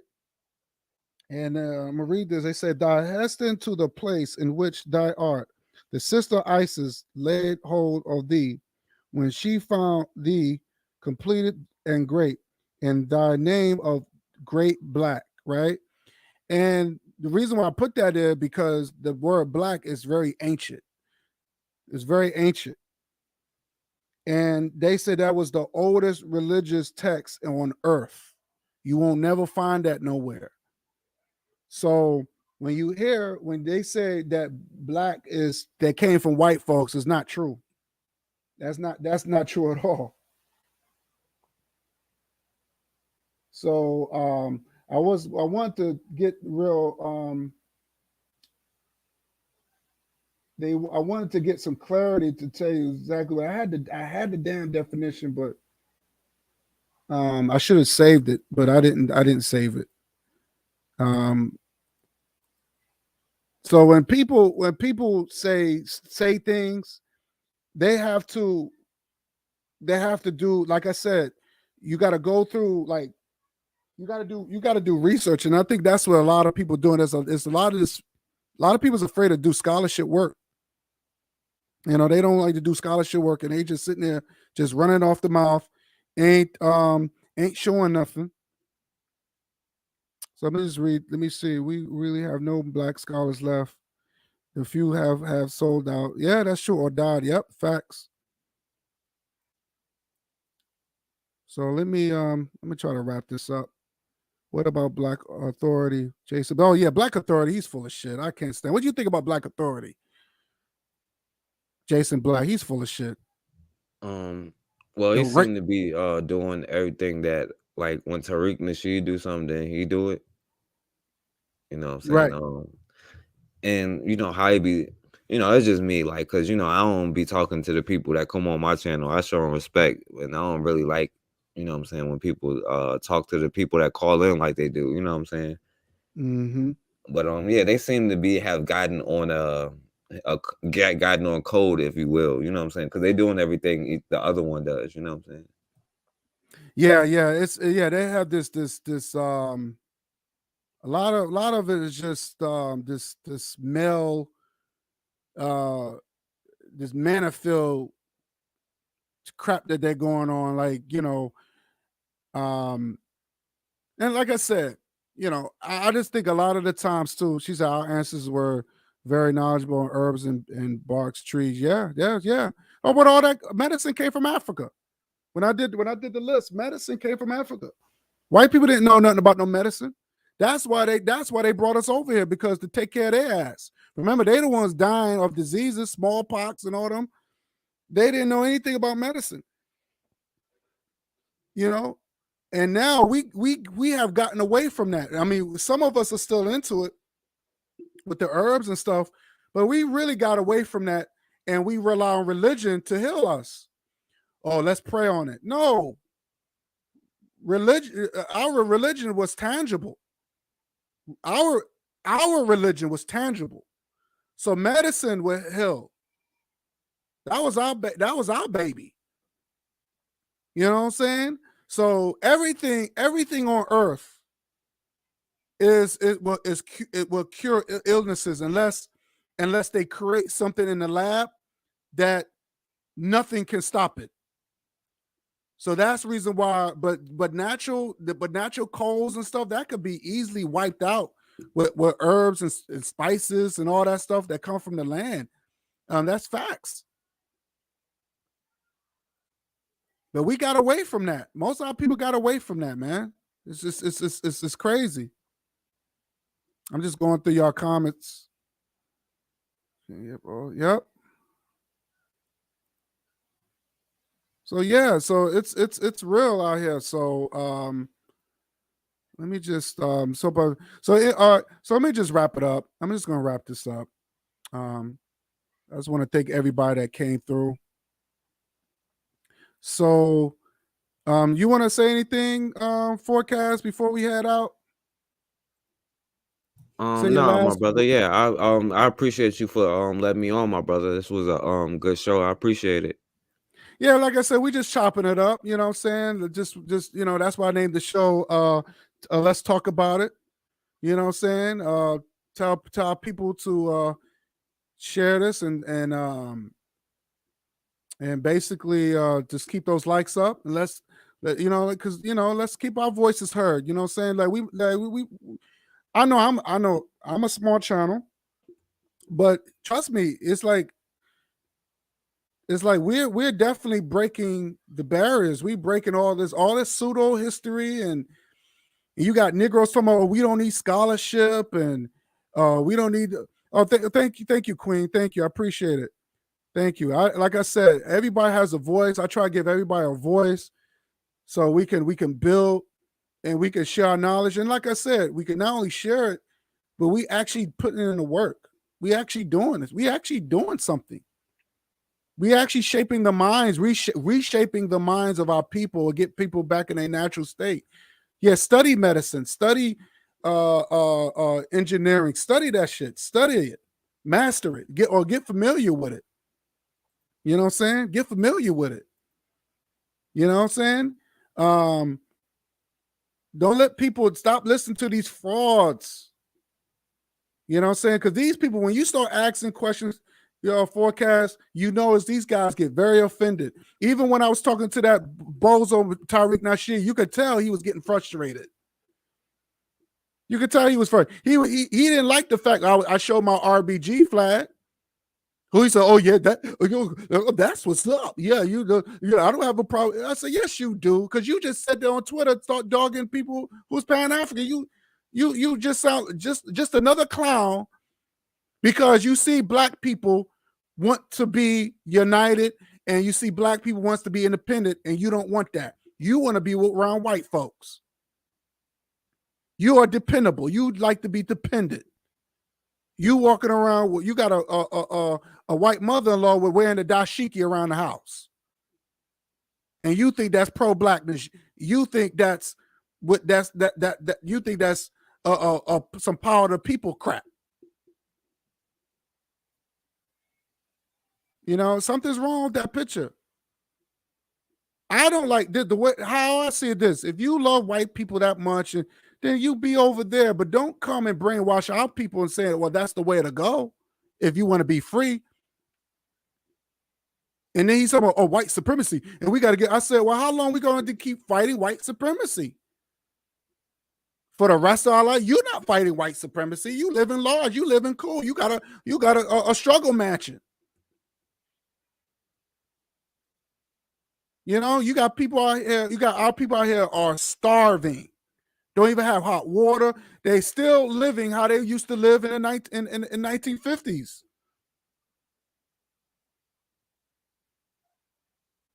But it's that's why he didn't. That's why. And then after the show forecast, he was trying to diss me. Oh yeah, he sound like a real coon. What kind of question? What, I sound like a coon? He didn't even know what Black American is. He didn't even check the definition what a Black American was. But I'm the coon. You still talk about white supremacy, which to me is another a boogeyman hoax. By the way, there's no such thing as no white supremacy. No such thing. So with that said, I'm gonna in this live feed. I want to thank everybody in the chat. Let me give a couple of shout outs. Let me see. We give a couple of shout outs here. I'm gonna give a shout out to Queen I Know I Am. Thank you for coming through. Latest Brown, Ross Son, Brother Bakari, Erica Howard. Who else? Did I miss anybody? I think that's pretty much it. And I want to thank you, Forecast, for coming through, brother. I really appreciate it, man. I really appreciate it for coming through. And Yeah, anytime, brother. And Sister Raw, I want to give a shout out to her, Sister Raw. So I want to just end this live feed, you know what I mean? And like I said, I guess we're gonna chop it up on and I think if I miss anything, I guess I share it on his platform. If I just share it on his platform if I miss anything. But yeah. But what she said a lot of wealthy blacks live here on the east seaboard, but sit quietly in everything political. Yeah, that's true. Yeah, you're right. Thanks, brother Forecast. Oh, that's nice. Yeah. Great pro. Oh, thank you, MG2. Shout out to MG2. Shout out to him. You know what I'm saying? Yeah, man. I just had to chop it up just to recap on a lot of stuff, because just to tell my thoughts on what was going down. So yeah.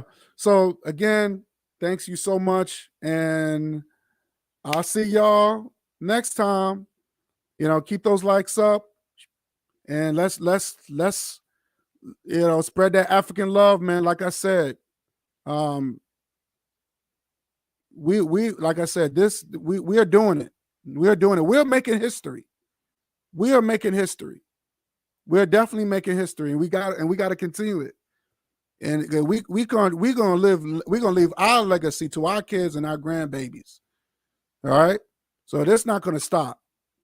Okay, until my last breath. So again, thank you so much. And until next time, peace.